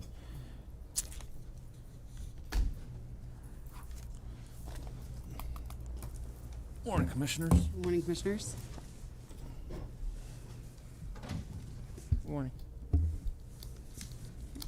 The Office of Procurement and Cooperation with the Bureau of Facilities requests your approval to award the paving of all parking areas and replacement of 11 stormwater basins at the Carroll County Office Building to Gray and Sons in the amount of $558,990. This work will be performed under our Carroll County contract. This amount is approved in the FY23 budget and no additional funds should be required. Morning, Commissioners. We're here to request your approval to award Gray and Sons the paving contract for the continuing effort to maintain the infrastructure here at Carroll County Office Building. With this award, the Bureau of Facilities plans to replace 11 stormwater basins in conjunction with repaving all the parking lot areas in the proximity area. The existing parking lot was resurfaced in 1993 and has exceeded its normal lifespan. The project will be broken down into 3 phases. This will allow as less disruption we can to the operation, knowing that what we have going on here at this facility. 3 phases, which that will touch base with here in his little presentation he's going to show here at the end. With this parking lot repaving, it's also going to include restriping. We're going to all fresh lines, handicap signs, everything's going to be freshened up. And like I say, we're going to try to do all the phases so that way future budgets, it all kind of lines up and we can replace the entire parking lot so we aren't constantly rehabbing section by section and getting it all under one umbrella to correct the issues. So with that, if you want to kind of explain the process here, what we have. On your screen now, you'll see 3 phases of the county office building right in the center. The first phase is in yellow. That's the little parking lot out back here that also, the back of the junction is also involved in that, and we'll close that little side lane that comes in. You'll have to come around to the main entrance to access the county office building, but you'll still have full functioning except for that side road. Phase 2 is the very front of the building. Both Phase 1 and Phase 2 are, I think, will pretty much be easy to pull off. That's in blue, Phase 2. Phase 3, however, encompasses the whole side of that big parking lot and the sheriff's office. This phase is the most challenging. We're still working on a parking plan for this. And also keep in mind that the Sally Port for the detention center is in that phase. And we are going to work very closely with the Sheriff's Department to make sure we can keep that open somehow, some way. Nice. We'll figure it out. Have to start a bike to work. With the Sally Ports. I feel like I see the chief administrator's car was still in that parking lot, so you're going to have to do something to pave around that vehicle if you go back to that one slide. Well, Mr. Highlander. See that up there? Yeah, I think that's her car, and we're going to have to kind of make a... Yeah, it's there. There we go. Hey, wait a minute. That's my truck. That is your truck. too. Truck. Working long hours. Have to be careful what you do when that drone's flying over. Yeah. Okay. If we can go to the next slide, this is just a highlighting of some of the areas we're touching on besides paving. The small parking lot behind us has asphalt curbing in that lot. It's a value and engineering tool that is not very good for commercial parking lots because cars bump it all the time. And if you're in a snow belt and you have snow and plows out there, they do take a lot of abuse and they will not hold up. As you can see, it's okay, missing. we're not going to have snow this year. Hopefully so not. good. We're going to put, in place of this asphalt curbing, we're going to put in concrete curbing. And if we can have the next slide. This main area is this secondary road. This is where we've added you can see some add alternates we've added in there. This is one of the areas that we suspect we're going to have some issues and have to undercut. It means the subgrade stone, because of the areas you can see blocking, this usually is an indication that substrate is in trouble. So we've added some add alternates to try to get ahead of this. It is in the proposal and it is in the grand total to cut some of this out, add new substrate, compact it, and hopefully resolve this issue. This is a normal condition. It's nothing that we did wrong or in the past. It just happens occasionally. The substrate gets too wet and you get blocking. If we could have the next slide. Also, while we're at this, we're doing the stormwater basins. There's 11 of them. To the left of your screen is the old type cover, very hazardous to bikes. They'll be changed to the right side of your screen where you see it's a lot more friendly. And it's also required by code now, those old grates, they're dangerous. So we're going to upgrade the grates as well. If we can have the next slide. These longitudinal lines that you see, these are normal wear and tear. However, they're letting a lot of moisture get below the surface. This is actually where 2 paths of asphalt were seamed at one time. It's just a normal condition, and as parking lots wear, you'll see these long lines, and it's the original seam between 2 pieces of asphalt. We want to get that closed up. We'll mill some of it off, overlay it, and it should correct the problem.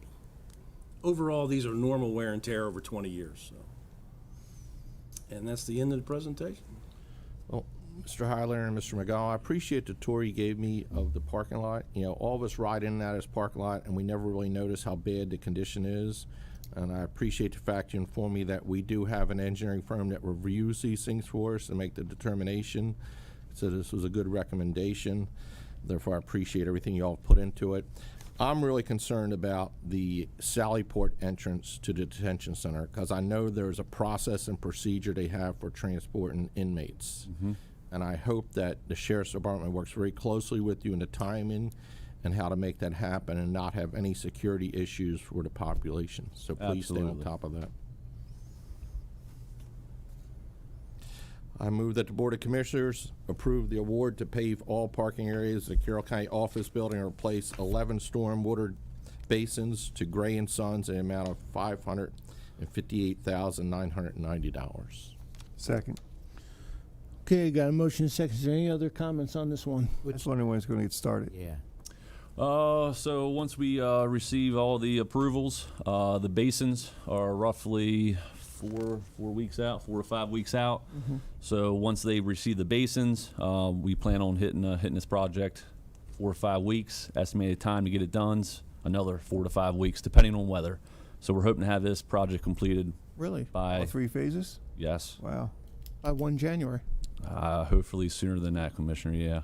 Wow. Roll. How long did it take to take the tour of the parking lot? I'm just kidding. Wow. Not long. But it is amazing how much Okay. you're aware of that you don't pay attention to. Just like when we redid the building, you showed me all the cracks in the Right. building. We never knew that was there as individuals coming in the building. That's there a that's our magic job date for to paving? present that to you. Yep. Isn't there a cutoff date for asphalt paving? It's weather driven, Yeah, but isn't that depending on the us- temperatures, and they shut the plants down. November. Yeah. sometime. Plants will still be open in November. Yeah. Now, when we get into the December, we may be having some issues. Okay. So, we're going to have to play that. So when we do the phases, we're actually going to come in and do the basins first, the concrete basins, so we can get ahead of the game. So that way, then the milling can come back after that and start the phases. So if we are prolonged because of the weather, we'll at least have the basins and all the new storm drain in place for, hate to say it, but springtime paving if we're pushed back. So it's not scooting, it's more like get jiggy on this one. So they need to get a little jiggy on this. It and get could. it done. Okay. Any other discussion on this? Seeing here none, all in favor? Aye. Thank you very much. Fantastic. Thank you. Okay, let's talk about purchase of a Raptor RP Tech 1 radar unit. 20 of them. Sounds like something from Units. Jurassic Park. Okay. I think you're going to have to slow down.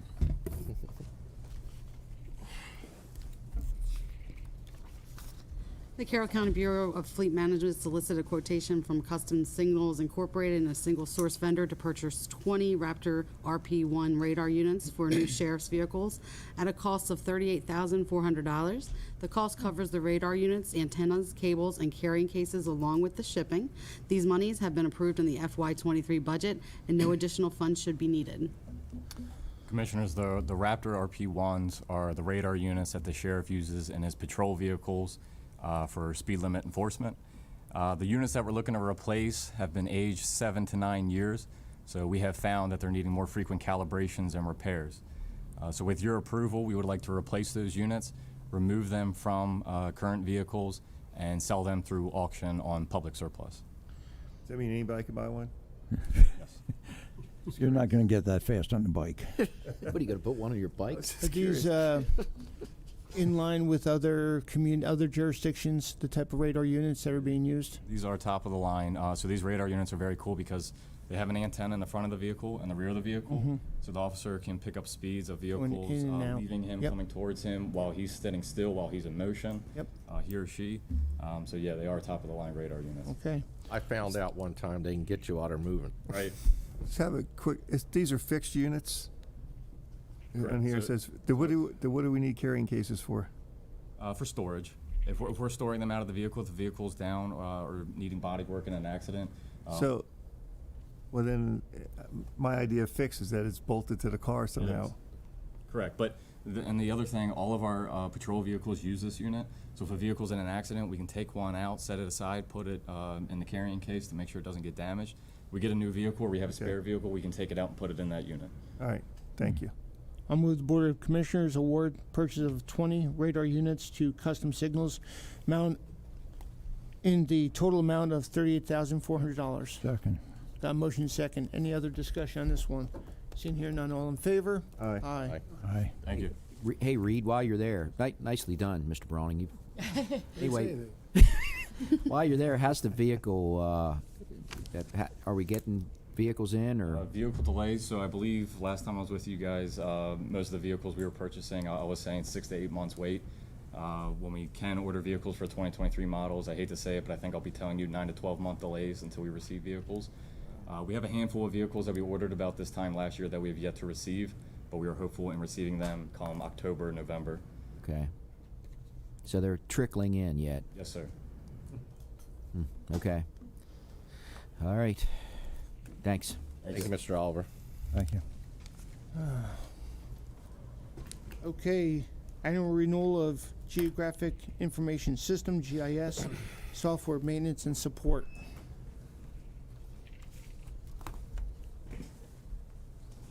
Morning, Commissioners. Good morning. The Office of Procurement and Cooperation with Technology Services request your approval to award the purchase for the renewal of ESRI software maintenance for various county agencies to ESRI Incorporated in the amount of $59,000. This purchase amount is within the approved budget, and no additional funds should be necessary. Okay, and we actually pronounce that Esri. It's the supplier of the geographic information software that's used by the county. We have about 135 users in the county throughout all of the agencies that use this software to do their jobs. It was also pretty important in the last weather incident that we had when we had a call in public safety. They were able to use this software to map out where the incidents were and really get a good handle on what was going on.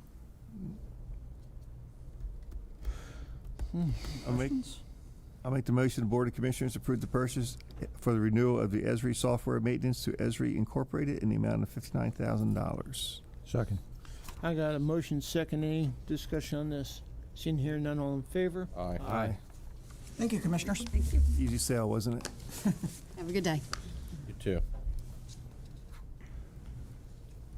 Okay, let's talk about the submission of the FY22 Family Self-Sufficiency Program grant renewal of application, acceptance of the award.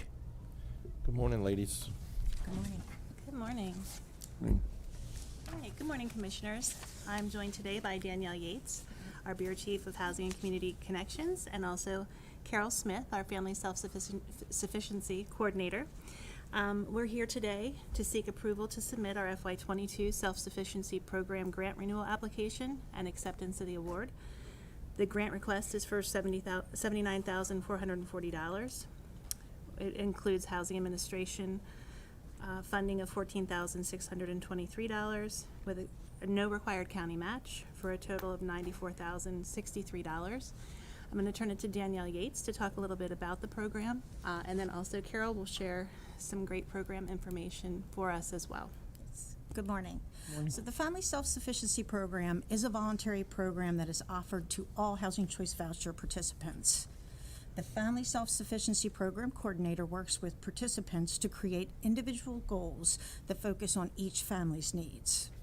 Through community partnerships with our county and different agencies, we are able to link individuals with services that will help them attain their goals in becoming more economically self-sufficient. Our agency has created very strong partnerships with other county agencies such as Workforce Development, HSP, DSS, the Health Department, United Way, Carroll Community College, Carroll County Youth Service Bureau, Potomac Case Management, and others. Historically, 80 to 85% of our participants will attend college or some type of vocational training. In the last year, 76% of our FSS participants have actually increased their income household, which reduced the amount of subsidy assistance they are provided, and in some cases, they no longer even need a housing assistance. In this year's NOFA process, we are guaranteed a flat funding rate of the $79,440. HUD has noted that additionally, we may get additional money of up to about 19% just to curtail any additional costs with salary and fringe we have for that program coordinator. HUD has also indicated that they may issue a second year of funding through an automatic renewal, but this is not guaranteed. If this would occur, we will come back to the board for approval to accept that additional money at that time. Our program coordinator, Carol Smith, would now like to share a few highlights from this past year with the program. Good morning, Commissioners. So last year, in calendar year 2022, we served 29 families. In spite of the challenges that COVID presented the previous couple of years, 7 participants met their goal, graduated from Thrive, and earned an escrow. Of those 7, 4 no longer even qualify for housing assistance, and 1 voluntarily relinquished their voucher. All of them are hoping to purchase a home. The other 2 still qualify for housing assistance, but at a reduced level. Last year, I told you about a participant who graduated from Thrive with the largest escrow in the history of the FSS program in Carroll County. At that time, because it's a very large family, they still qualified for housing assistance, but at a greatly reduced rate. So now, a year later, due to increased income and stable employment, this family is paying their entire rent, and their voucher will soon be released for another family. And this family's ultimate goal is eventually to buy a home.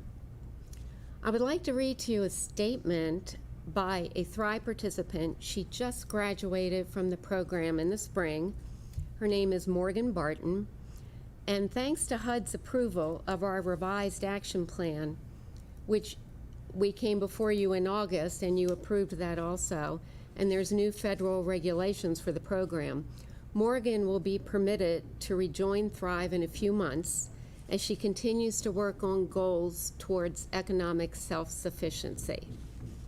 Morgan wrote, "I am a recent graduate from Carroll Community College and became a Thrive participant in 2017. When I began the program, I simply filled out the interest sheet and wasn't expecting to have a plan set out or to even sign up for anything.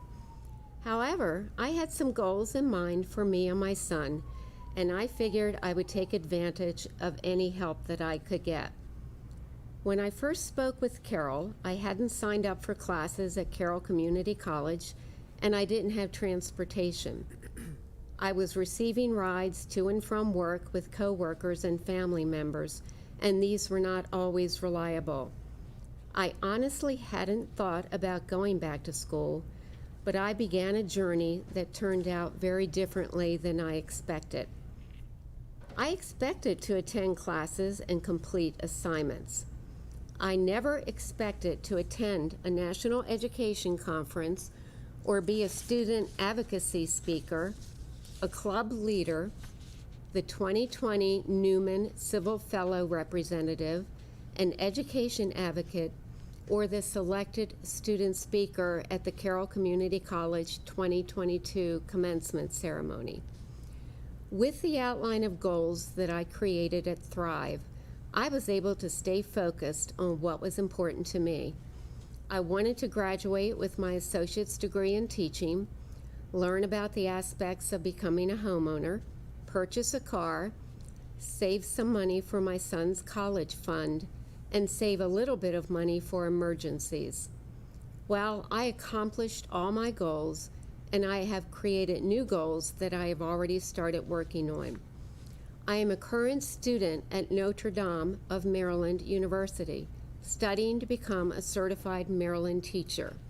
I have a car, and I am hoping to increase my savings for a down payment on a house.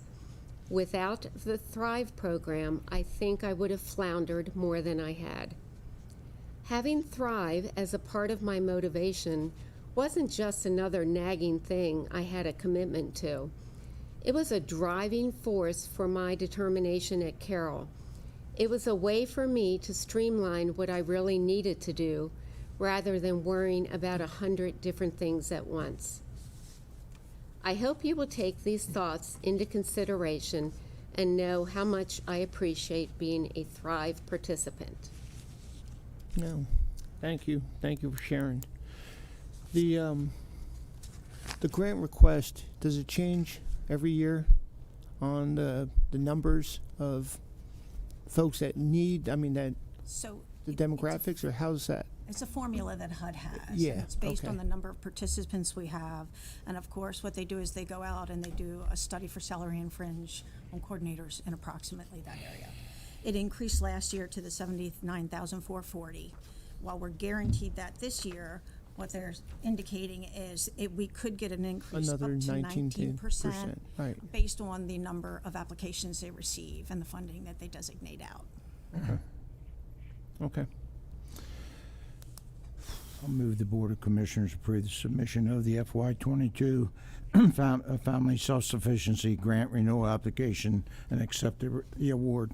Second, and I want to state, Ms. Smith and Ms. Yates, thank you for stating the positive impact we're having upon people.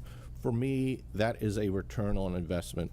And so often we hear negativity about the welfare system helping people out, but this is not to keep people permanently and perpetually in that state. This is about successfully transferring people at a tough points in their life to be successful citizens, and you guys are very good at it. Thank you. Thank you. Okay. Anything else? All in favor? Aye. Aye. Thank you. Thank you. Okay, let's talk about the FY 2022 Continuum of Care application and awards. Hello, Ms. Tammy. Great. Morning. Okay. Scott?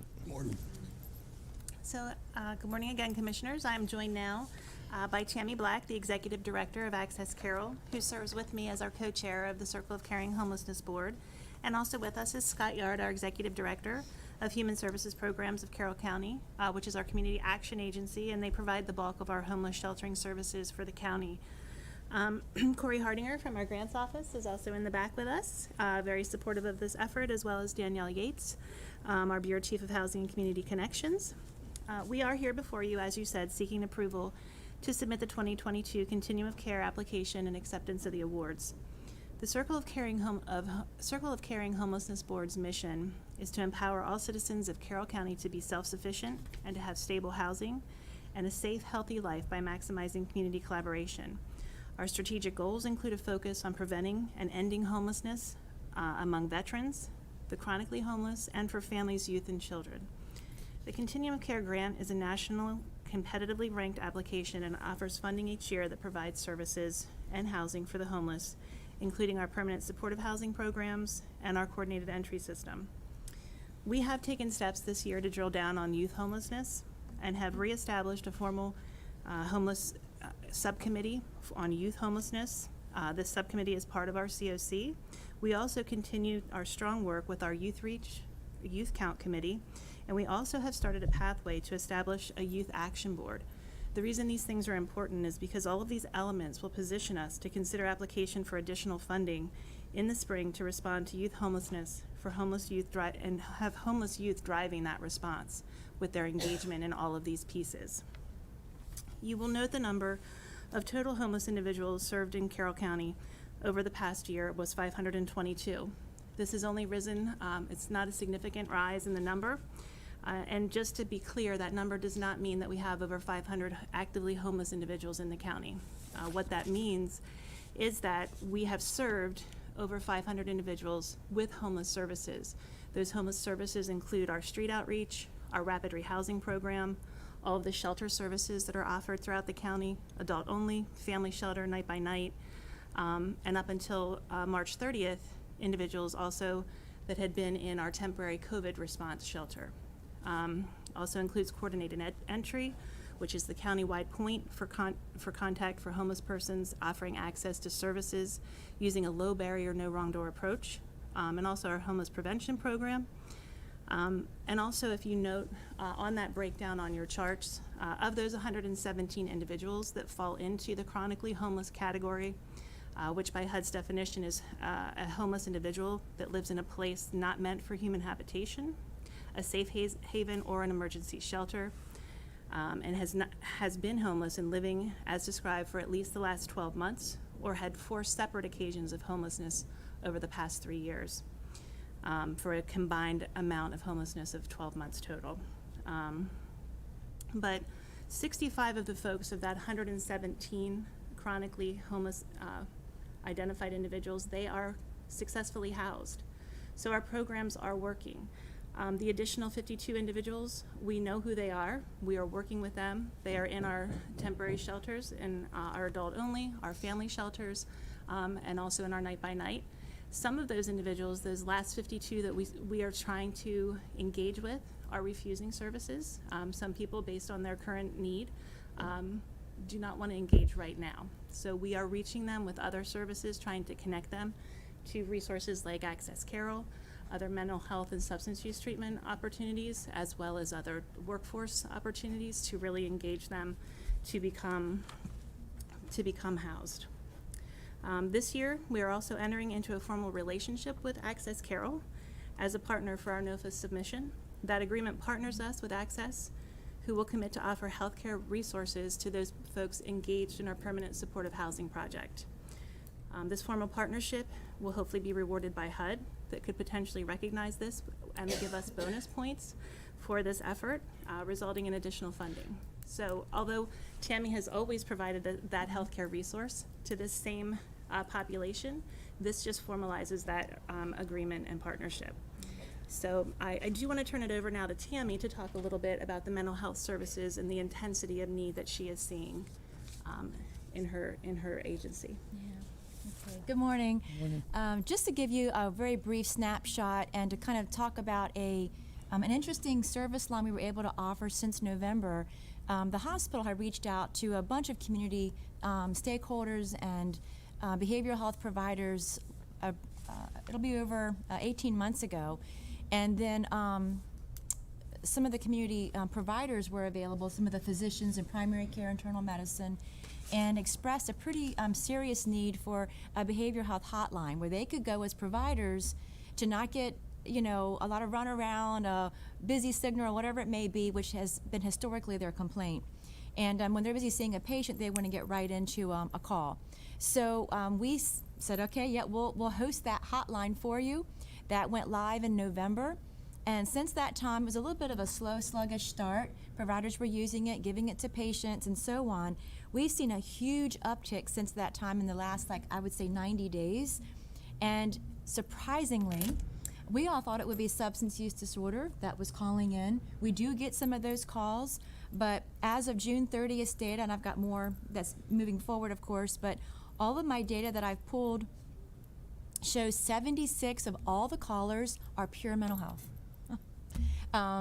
Only 3 of those actual patients, 4, actually have a co-occurring disorder, meaning that they've got mental health and substance use disorder, but the majority are purely mental health, which was a surprising thing for me and my team to talk about, because we've always dealt with the behavioral health issues and the mental health situations going on, but we're seeing a huge uptick, especially over the last, I would say 2 years. Maybe it's exacerbations because of COVID. We don't really know the etiology or the why. We just know that the need is there. So we've also seen a pretty big uptick in the homeless persons being served, because I do chart reviews every single month on patients that we do walk-in assessments for. And by the way, we do walk-in assessments every day. We've been open for several years now, every single day, to take in walk-in assessments. And we've primarily focused on the opioid use disorder and other substance use disorders, but we're also seeing a very large uptick in the request for mental health. Patients don't always know how to articulate that, but it's there. And so our team is getting more, I guess, multi-trained, all of our providers, on addressing co-occurring, but also more specifically mental health disorders. And within those chart reviews that I'm doing, large numbers, I'm actually telling the health department, who is the reporting entity that I submit to, we're seeing a lot of homeless. And it's just an interesting situation. So we work with HSP every single day. Every single day we have those guys on our own red line, and really try to do pre-work to get those folks teed up for success, and whether it's shelter, housing, whatever we can do to get them into care. I think that this formalized partnership with the NOFO application here, with this project, is going to really help strengthen our resolve to maybe more intentionally address some of these things that we've always been doing, but now I'm actually tracking data on it. So I think it's going to be an all-round win, and it's going to help these folks hopefully get into other wraparound services maybe more efficiently, intentionally than before. Not that we're never going to not, work with the substance use disorder as we have been. It's just that we're now really pulling on that mental health side as well. Our behavioral health leadership team is also very acutely aware of the need, and we're really trying to bolster our internal services for mental health care and those specific assessments to get those patients plugged into services. I do want to say, and you all may have gotten the invitation already, we're having a behavioral health cross-agency training on the 14th of October to really probe deeply into this, talk about more of these statistical outcomes, and to pull in some of those providers that we've been working with since November, who've really made a very, very, I would say, significant impact on access to care. Not everybody being served is being treated at Access Carroll. We're just coordinating it with other providers, because we've got some great resources here. So it's kind of pulling all those together and to get people plugged in where they need to be. So just know that we're a partner. We're not trying to be the sole provider, because there's lots of business to go around. Unfortunately, yeah. But I just want you to know that there's hope. We're an amazing community. I've always said that. We're the most collaborative and well-communicating community, where a lot of other communities covet that. And so we're trying to teach our best practices and make it a replicable model in other areas. So I could talk all day about data. I'll stop now. But just so you know, mental health is on the rise, and we're here to help. Tammy, I appreciate it, and I've often said, especially with our veterans, we don't need flagpoles or monuments. We need service, and that's what you're providing. So, Celine, I mean, the requests and requirements that you've provided with the COVID dollars to address mental health, I mean, it dovetails exactly what you're saying, Tammy, that, to put, resources to get folks and training for our community, because it's not one or the other, it's all of you working together. So, but this kind of shows to me, okay, because during my town halls, people are like, where's this money going to? And I said, we had $57 million of requirements, and we had $32 million to spend, and a portion of that did go to mental health that you requested. So, and we up here with my colleagues said, yes, there's a valid requirement. So this is kind of a better explanation to it. I'm really surprised at the number of less than 17 homeless that we have in your chart here. That is unbelievable. I can't believe that many homeless kids, I'm going to say, here out there. It surprised me. And I will say, we one of the services with some of the FRF funding that you referenced is going to hire peer supports, which have been very successful with this population. And so that is something that all the agencies are bulking up. And I think that, and even into the shelter, sending peer supports, the health department as well, into our shelter services to support the individuals, knowing the place they came from. because they had Yeah. been there themselves. It's a great connection that they make. Are these numbers homeless coming from the last census that was done? No, these are based on our Carroll County Homeless Management Information Okay. System, and there are actual numbers of people served. We have the agencies that serve our homeless population, and they enter into this common database. And these numbers are based on the federal fiscal year from October 1st to November 30th. So we're not quite at the end of this, so we still have a couple more, I think 2 more weeks to go. So the numbers will increase minimally, but that's the report for this year. Okay. I do want to can I give Scott a please. chance to talk about coordinated Absolutely. entry Yes. and the shelter services that he provides, which is Go ahead, also an Scott. essential piece of what we do with this funding. So these grants are an essential piece of a big puzzle. Maybe there's about 100 pieces of the puzzle, and this is, a large piece of it, and it's part of an overall system. Whereas we have individuals that are essentially, I would say, on an assembly line of success. We have individuals that come in through coordinated entry. They may say that they're homeless. Maybe we can, what we call divert them. Maybe they're about to be homeless, but we can help them with a security deposit. Maybe we can help them with eviction prevention, mediation with a family member. But if they can't, they will go through coordinated entry, and then they'll be on the eligibility list for shelter. And that's the eligibility list is a list that's maintained of whoever is in the highest risk and need enters shelter. And then from there, they may go into rapid rehousing. They may go into permanent supported housing because they're disabled, and the chance of living independently is low right now because of their disabilities. But then from there, what you don't see in here is a lot of individuals that come to us because they think they're about to be homeless, but then we can put them into other programs. Whereas you're seeing here with 522 that entered the system, HSP as a whole has roughly serves over 6,000 people a year that are in poverty, but we can put in different situations. Tammy, I don't even know how many individuals you serve a year. A little over 9,000. 9,000. So when you look at all those numbers, what you don't see is the giant safety net that avoids that number being over that 522.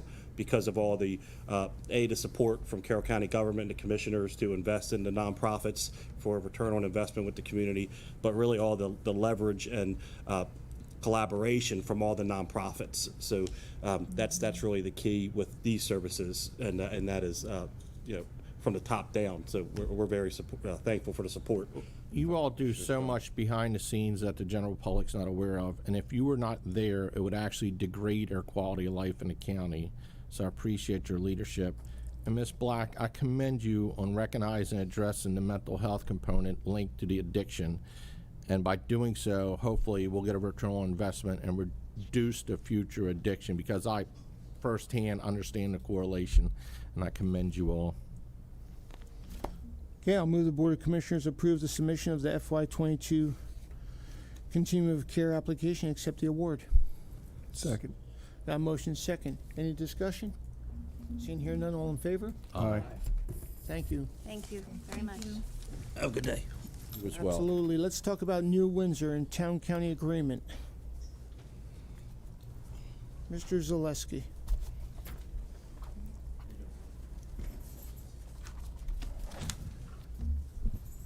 Well, with your cooperation, I can be out of here in less than 60 seconds. Have at it. This is the last of the... Gave you the wrong stuff. Well, there goes the There The goes. clock's ticking. There goes 30. No sweat. Last of the town-county agreements. We've explained the program a handful of times this year, so I'm not going to go through that all again.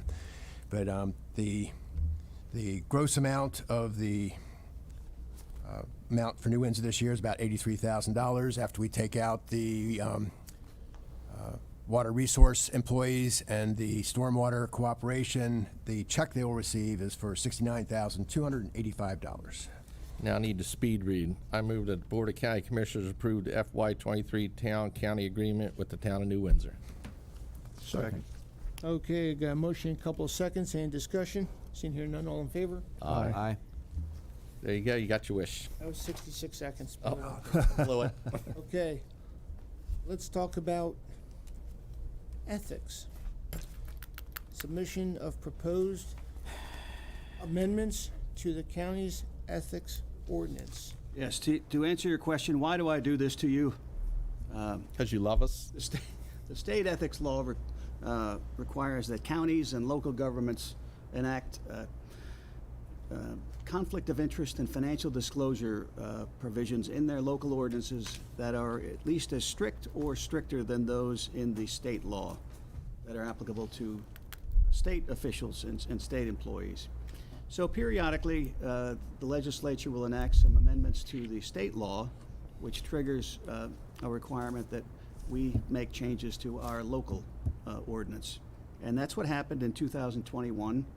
There were 2 bills that were enacted into law, and I'm just going to go down the list of required changes for you.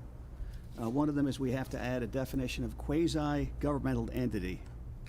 That's directed at, quite frankly, the University of Maryland medical system, which the controversy between a former government official and the Maryland medical system is what generated these 2 House bills, which then generates our requirements to amend our ordinance. So it's, it's a real domino effect there. The second one requires you actually what it does is it treats any gifts from MERCO, which is the Maryland Association of Counties, or MACO, excuse me. That's a joke. That really felt. I got. For some reason, someone down in Annapolis felt it important that you to treat MML and MACO like any other lobbying group for the purpose of any gifts or dinners that you receive from them. It also prohibits disclosure of confidential information by former government officials and former employees. That's a new provision. I apologize, Tim. These are being submitted by who? The state law changed to incorporate these provisions. So these are already in effect. They're in a state law. Now we have to put them into our ordinance. Do we have to? Yes. We have to, because the state law says that if the counties and local governments must have ethics ordinance that are as strict or stricter than the state law. So we're getting around to amending our ordinance to incorporate these provisions. Wow. The new provisions would also prohibit retaliation against whistleblowers or anybody participating in an ethics investigation. It also this is curious. It prohibits the disclosure of by local ethics commissions of information in financial disclosure statements related to money or consideration received from the Maryland medical system or from a government or quasi-governmental entity of the state of Maryland. If I want to go in and see your financial disclosure statement today, they have to hand it to me and let me take a look at it.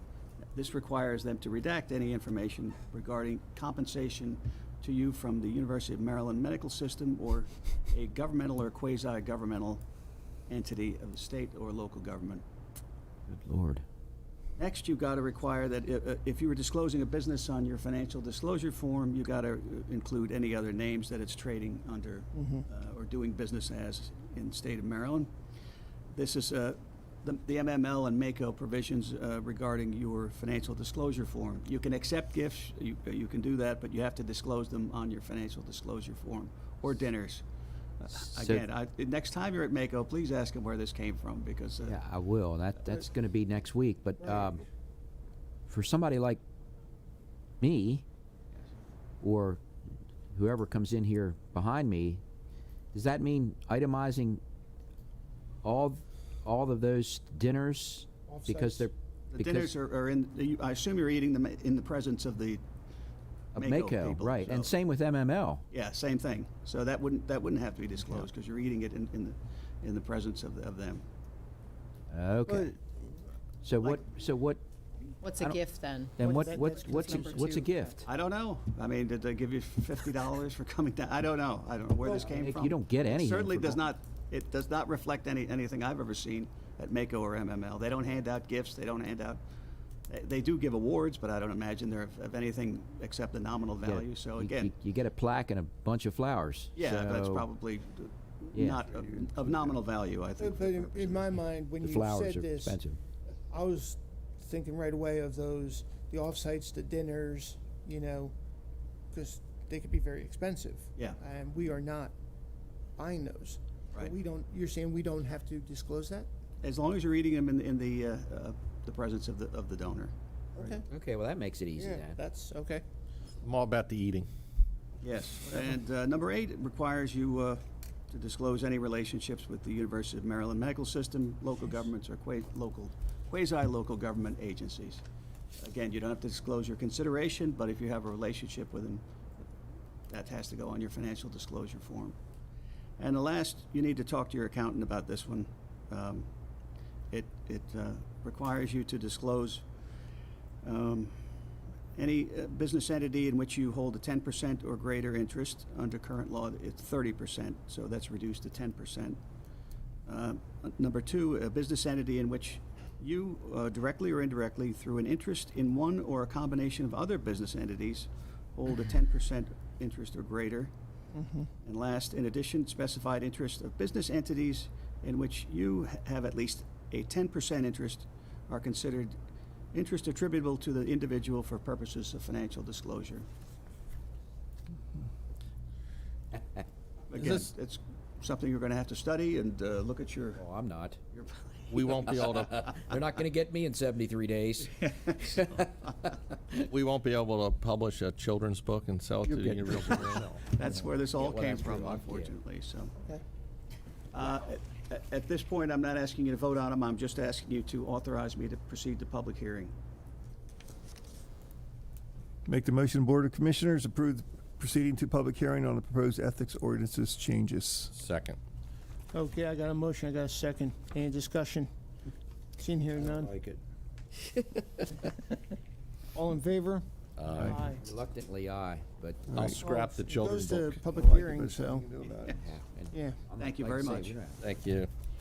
It'd be nice if the state just passed the law and let us out of this, having to just follow their. It gets all quite confusing. As opposed to a little bit of overreach in some cases? Well, if they want to do it, they're going to do it. So just pass the law, and then rather than making us also then pass a series of I see what you're saying, updates and right. things, yeah. Okay. We have to follow, we're required to follow what they're doing. I guess the same thing. Yep. So, They want to make just sure we know what they're doing. Yeah. maybe. Okay, let's Spaces in it. let's talk about purchasing some turnout gear. We're out of money for today, though. This should be a relatively easy one. Morning, Morning. Commissioners. We are here this morning to discuss the purchase of turnout gear. I'm going to talk to the procurement part of it, and then I'll let Michael and Kevin take over the importance of the turnout gear. So, the complexity of ordering turnout gear, the different manufacturers, many different sizes needed, vendors not carrying all needed items, and the long lead times make it difficult to purchase all needed items from one single vendor. We will continue to follow procurement procedures for the purchase of this gear, seeking quotations and/or piggybacking existing contracts. Expanding the county's list of qualified vendors will help get the most cost-effective pricing. We are now working with vendors, the Fire Store, which is part of the Whitmer Public Safety Group, Fire Chasers, fire equipment to provide this gear, but these vendors may change or be added to. A complete set of turnout gear could cost up to $589 per firefighter. It's estimated that annual costs will not exceed $908,630.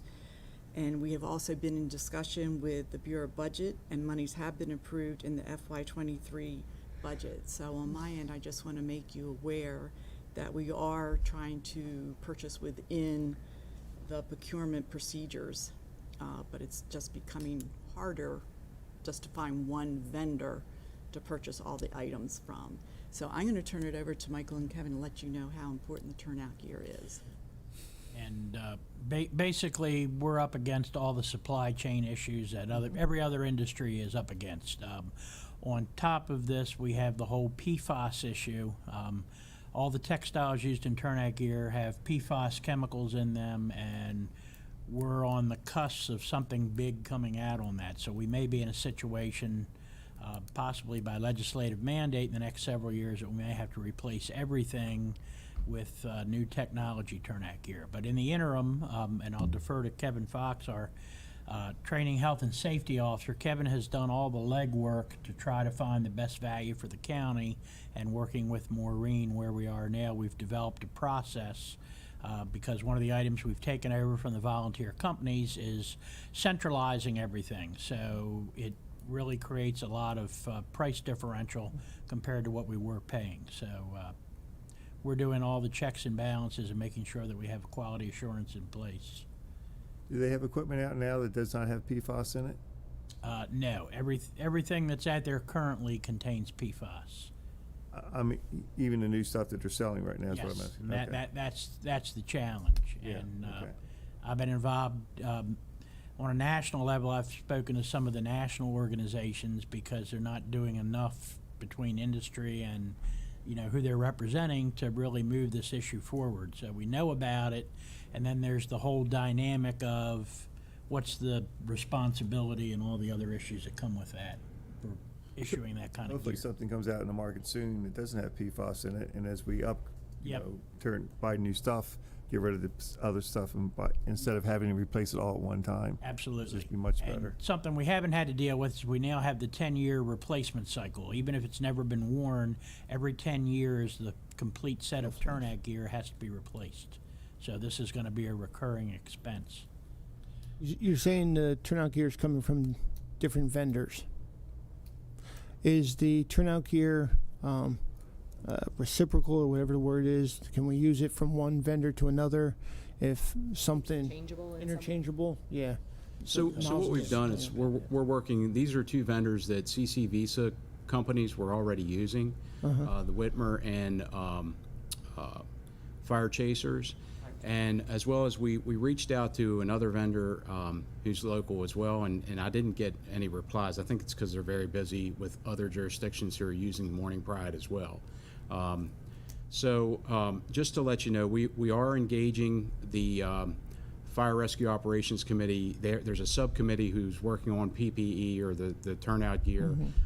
We're going to look to engage some of the other companies that are out there, not necessarily stay confined to Morning Pride, but look to others who may be working on the PFAS issue, that we could engage them in an early process, that maybe we're on the front lines of this, that we can be one of the first jurisdictions to openly work with PPE that doesn't have the PFAS in it. Right. We do plan to possibly participate in a bid process to open this up to vendors out there so that we can get a much better rate in the future, and we're also looking at not just sticking to the Morning Pride. So CC Visa has a committee that's openly engaging different vendors to see what manufacturers are out there, so that we're just not stuck with this one product. This is about 200 uniform or turnout gear sets, right? Correct. It's about 230 sets. 200, whatever it comes out to be. Yeah. And you're stored, you're going to keep those until we bring people on board, correct? They won't be purchased because these are custom fit, so they won't be purchased until we have someone who we identify that needs PPE. The plan is, not to speak for the director, but the plan is we're working with the companies now that if they're current employees and they have PPE, that'll transition and come along with them, so that we don't have to buy a whole nother set. And say CC Visa has volunteers that need them, do they buy them from you then? Yeah, so what we've Or at done your is, reduced rate? when we transitioned in July, we went to a PPE voucher program. That's how we're accounting for each set. So the company will contact me or the administrative assistant within our office, and we'll provide them with a voucher. They give us a name, and we give them a voucher, and then they reach out to the manufacturer, and then the vendor, and then the vendor will come and custom size that individual. And then they'll order, and then they'll deliver directly to the company. Well, I see it's over $4,500 per firefighter to maintain this equipment. I know that the Sheriff's Department maintains a quartermaster. Will we have a quartermaster to oversee such expensive equipment? Yes, we're putting in the FY24 budget an additional position for fire and EMS, and that will be for a quartermaster position. And Thank that you. person will do basically three things. They'll manage all the procurement end of things. They'll maintain a warehouse, and we're working to try to identify a site currently within the county's buildings. And the third thing that we're going to do is we're going to have them trained to become a certified breathing apparatus technician for repairs. So a lot of the things that we're outsourcing now, we'll be able to do internally to cut costs as well. Good. Considering how large of an investment this is, it's important for us to maintain, ensure that things occasionally walk at different institutions, and I'd hate to see anything like that happen here. Well, Bureau, do we address you as fire chief now or director? I'm a little bit ambiguous on what to address you as. Yes, do we have to wait for October the 6th? All right. 2 weeks beyond. Well, I want to personally thank you for providing me a list of all the different fundraising activities for fire departments. This morning I read off half of them on up to a certain date, and let your colleagues in the industry know that as the dates come up, I'll read the additional ones in case they're wondering why I didn't mention them, so thank you. So what are you attempting to do today? Get just a blanket ability to purchase as needed? Yes. And because we don't have any warehousing space available, we want to make sure, because of the lead time, it's about anywhere from 2 to 6 months to get this. And with the 10-year anniversary coming every day, typically for somebody, we want to be able to make it as user-friendly as we can and as similar to what the volunteers have been doing. The value is we've cut the cost by centralizing it. So we're trying to maintain their specifications and everything they've been doing, and we're going to extend that to our new employees as needed. So yeah, this will essentially give us a blanket coverage for this fiscal year to do what we need to do to procure, you know, the right gear through the correct vendor based on delivery time and the other needs.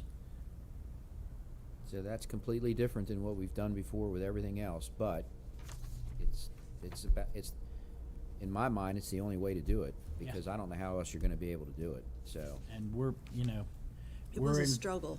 uncharted guys, waters now. I can't even imagine for you how it's, you know, that's challenging for you guys. So Kevin and I have spent a lot of time on the phone, a lot of emails. A lot of quality time together. Yep, and I had a meeting over at Manchester a couple weeks ago just to illustrate how this works. And while I was there, one of their vendors was there with all the samples, and he had 4 or 5 people lined up. This is about 7 o'clock at night, so the vendors that we have are pretty reliable in terms of the service delivery. So, you know, part of the overhead that they have is the one vendor is all the way out in Frostburg, so it's their time, their travel, everything else, which is all inclusive in the price. And actually, that vendor in Frostburg was cheaper than one of the local vendors that we'll be using. And so we're doing what we can to assure that we have cost effectiveness with all of this. all right, well, again, it's different, but for those that closely watch these things that occur, I hope they understand that this is the only viable means of being able to acquire this equipment. So it's this PFAS thing is huge. Yes. And, you know, we're talking about a small amount compared to a lot of jurisdictions that are going to have to, I don't know what they're going to do, but whatever. Good luck. Yeah, and last year in the legislative session, because that was originally in there, as you're aware, costing it out, it would have been about a $6 million investment if we get a mandate that you can no longer use that. That's what it would cost for everybody that currently has that turnout gear. It's going to be a wild ride. I'll make the motion we approve the purchase of turnout gear by the most cost-efficient means by following the Carroll County's procurement procedures. Second. With a good luck on that motion. Yeah, I'm gonna I need got a it. motion, I got a second. Any discussion? Seeing here none, all in favor? Aye. Okay, thank you very much. Okay, thank you. Thank you. Okay, let's move into open admin. Do we have anything for, well, I apologize. Any public comment there? Chris? No commenters, thank you. Okay, thank you. Anything for open admin? For the record, I will not be at the 7 p.m. public hearing. Okay. I will look at it afterwards, but I have a commitment with Fall Fest this evening that I cannot do both. Right. Unless I use my phone going down Main Street, but I'd probably trip over the railroad tracks. We should go like this with it. Yeah. Speaking of the railroad tracks, there was a huge deal made about the railroad tracks being closed, and everybody was, and then it didn't happen. It's going to happen. Okay. It's just they put it off because school just started and the new bus routes and everything else. Okay. Once all that gets settled, it will happen. Okay. So if I trip tonight, Well, they knew you would be marching. who's over it. responsible? It'll be on video. I have no idea. Okay. Well, I just want to go on. I Okay. will watch the hearing Got it. after it's because we record those, so I'll Correct. watch it afterwards. Okay. Anything else for public hearing or open admin? Okay. Let's come on up. Let's talk about agendas. On Monday, September 26th, nothing is scheduled. On Tuesday, September 27th, Commissioner Wance and I will be attending the Carroll County Realtor 66th Annual Installation and Luncheon. On Wednesday, nothing scheduled. On Thursday, Thank you. we have open session starting at 9. Submission acceptance of the Burn Justice Assistance Grant from the Board of Elections. Rezoning case 226, the Max Suite property. Rezoning case 227, the MJY Investments. The Mount, and no, we already did the Mount Airy annexation. Yeah, so those And Wanda. the Hampstead annexation we both approved today.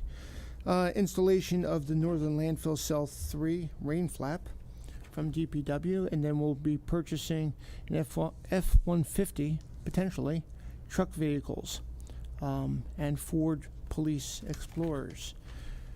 At 4:30, the 50th anniversary of the CCYSB. Commissioner Weaver, Wance, and I will be attending. On Saturday, we say Nope to Dope walk and softball game. Commissioner Frazier will be attending. On Sunday, Commissioner Wance has the podcast. Following week, Monday, October 3rd, nothing is scheduled. Tuesday, October 4th, we begin our credit rating agency visits. Commissioner Weaver and I will be participating in that. On Wednesday, continue with the credit rating agency visits with Commissioner Wance and Weaver participating, and then Planning Commission, which will be virtual that evening. Commissioner Wance will be participating in that. Thursday is a MACO, Maryland Association Counties Retreat. Commissioner Wance will be attending. We will be in open session. Well, beforehand, there'll be a chamber meeting with Annabon Basu. Chamber of Commerce is hosting. Commissioner Weaver and I will be attending at 8 a.m. You can add me to that as well. And Commissioner Frazier. At 9 o'clock, we go into open session. Have to change the time. of Yeah, open I think session. it's going to probably be 10, but we'll push it. Chapter 155, Ordinance, Land and Resource Management, Chris Hine. Chapter 37, Fire EMS, Medical Services, Fire EMS, Mr. Robinson, Director Robinson. Those are both public hearings. Those, yeah, I apologize, you're right. Just making sure. Yep, public hearings. And then request to go to public hearing on Employment Campus Solar Text Amendment. We have scheduled a work session for ag and conservation districts after we gather all of the comments, some of which we heard this morning. Which I will also miss, which I'm a little bit concerned about, but because of timing, you guys do what you need to do. We can push it to the following week. Yeah. You're at the We'll board take a look. retreat. Okay, Yeah. you just take a look. I mean, I can submit comments. Yeah, no, we'll If you take a look. prefer Move it to the to next have week. it, Yeah, whatever you want to do there is fine. you have a vested, you have a vested interest and we want to do it right. You'll continue on the Mako retreat, Commissioner Wance. On Friday, on Saturday, Westminster Fire Department open house, Commissioner Frazier will be attending. Eagle Scout Dante Tapia, which are just really honored and humbled to attend. Commissioner Weaver will be participating in that one up in Hampstead. Bull and Oyster Roast to benefit Skills USA boosters. Commissioner Boucher will be attending that. Sunday, Commissioner Weaver has the podcast, and Commissioner Boucher will be attending the Homestead Foundation annual meeting and brunch. Okay. Did I miss anything? Let's see. This evening, we're going to reconvene at 7 p.m. for a public hearing on the comprehensive rezoning text amendments. With that said, I need a motion to recess until 7 p.m. I move we recess till 7 p.m. Second. Okay. All in favor? Aye. Against? Yeah, I mean. 4-1.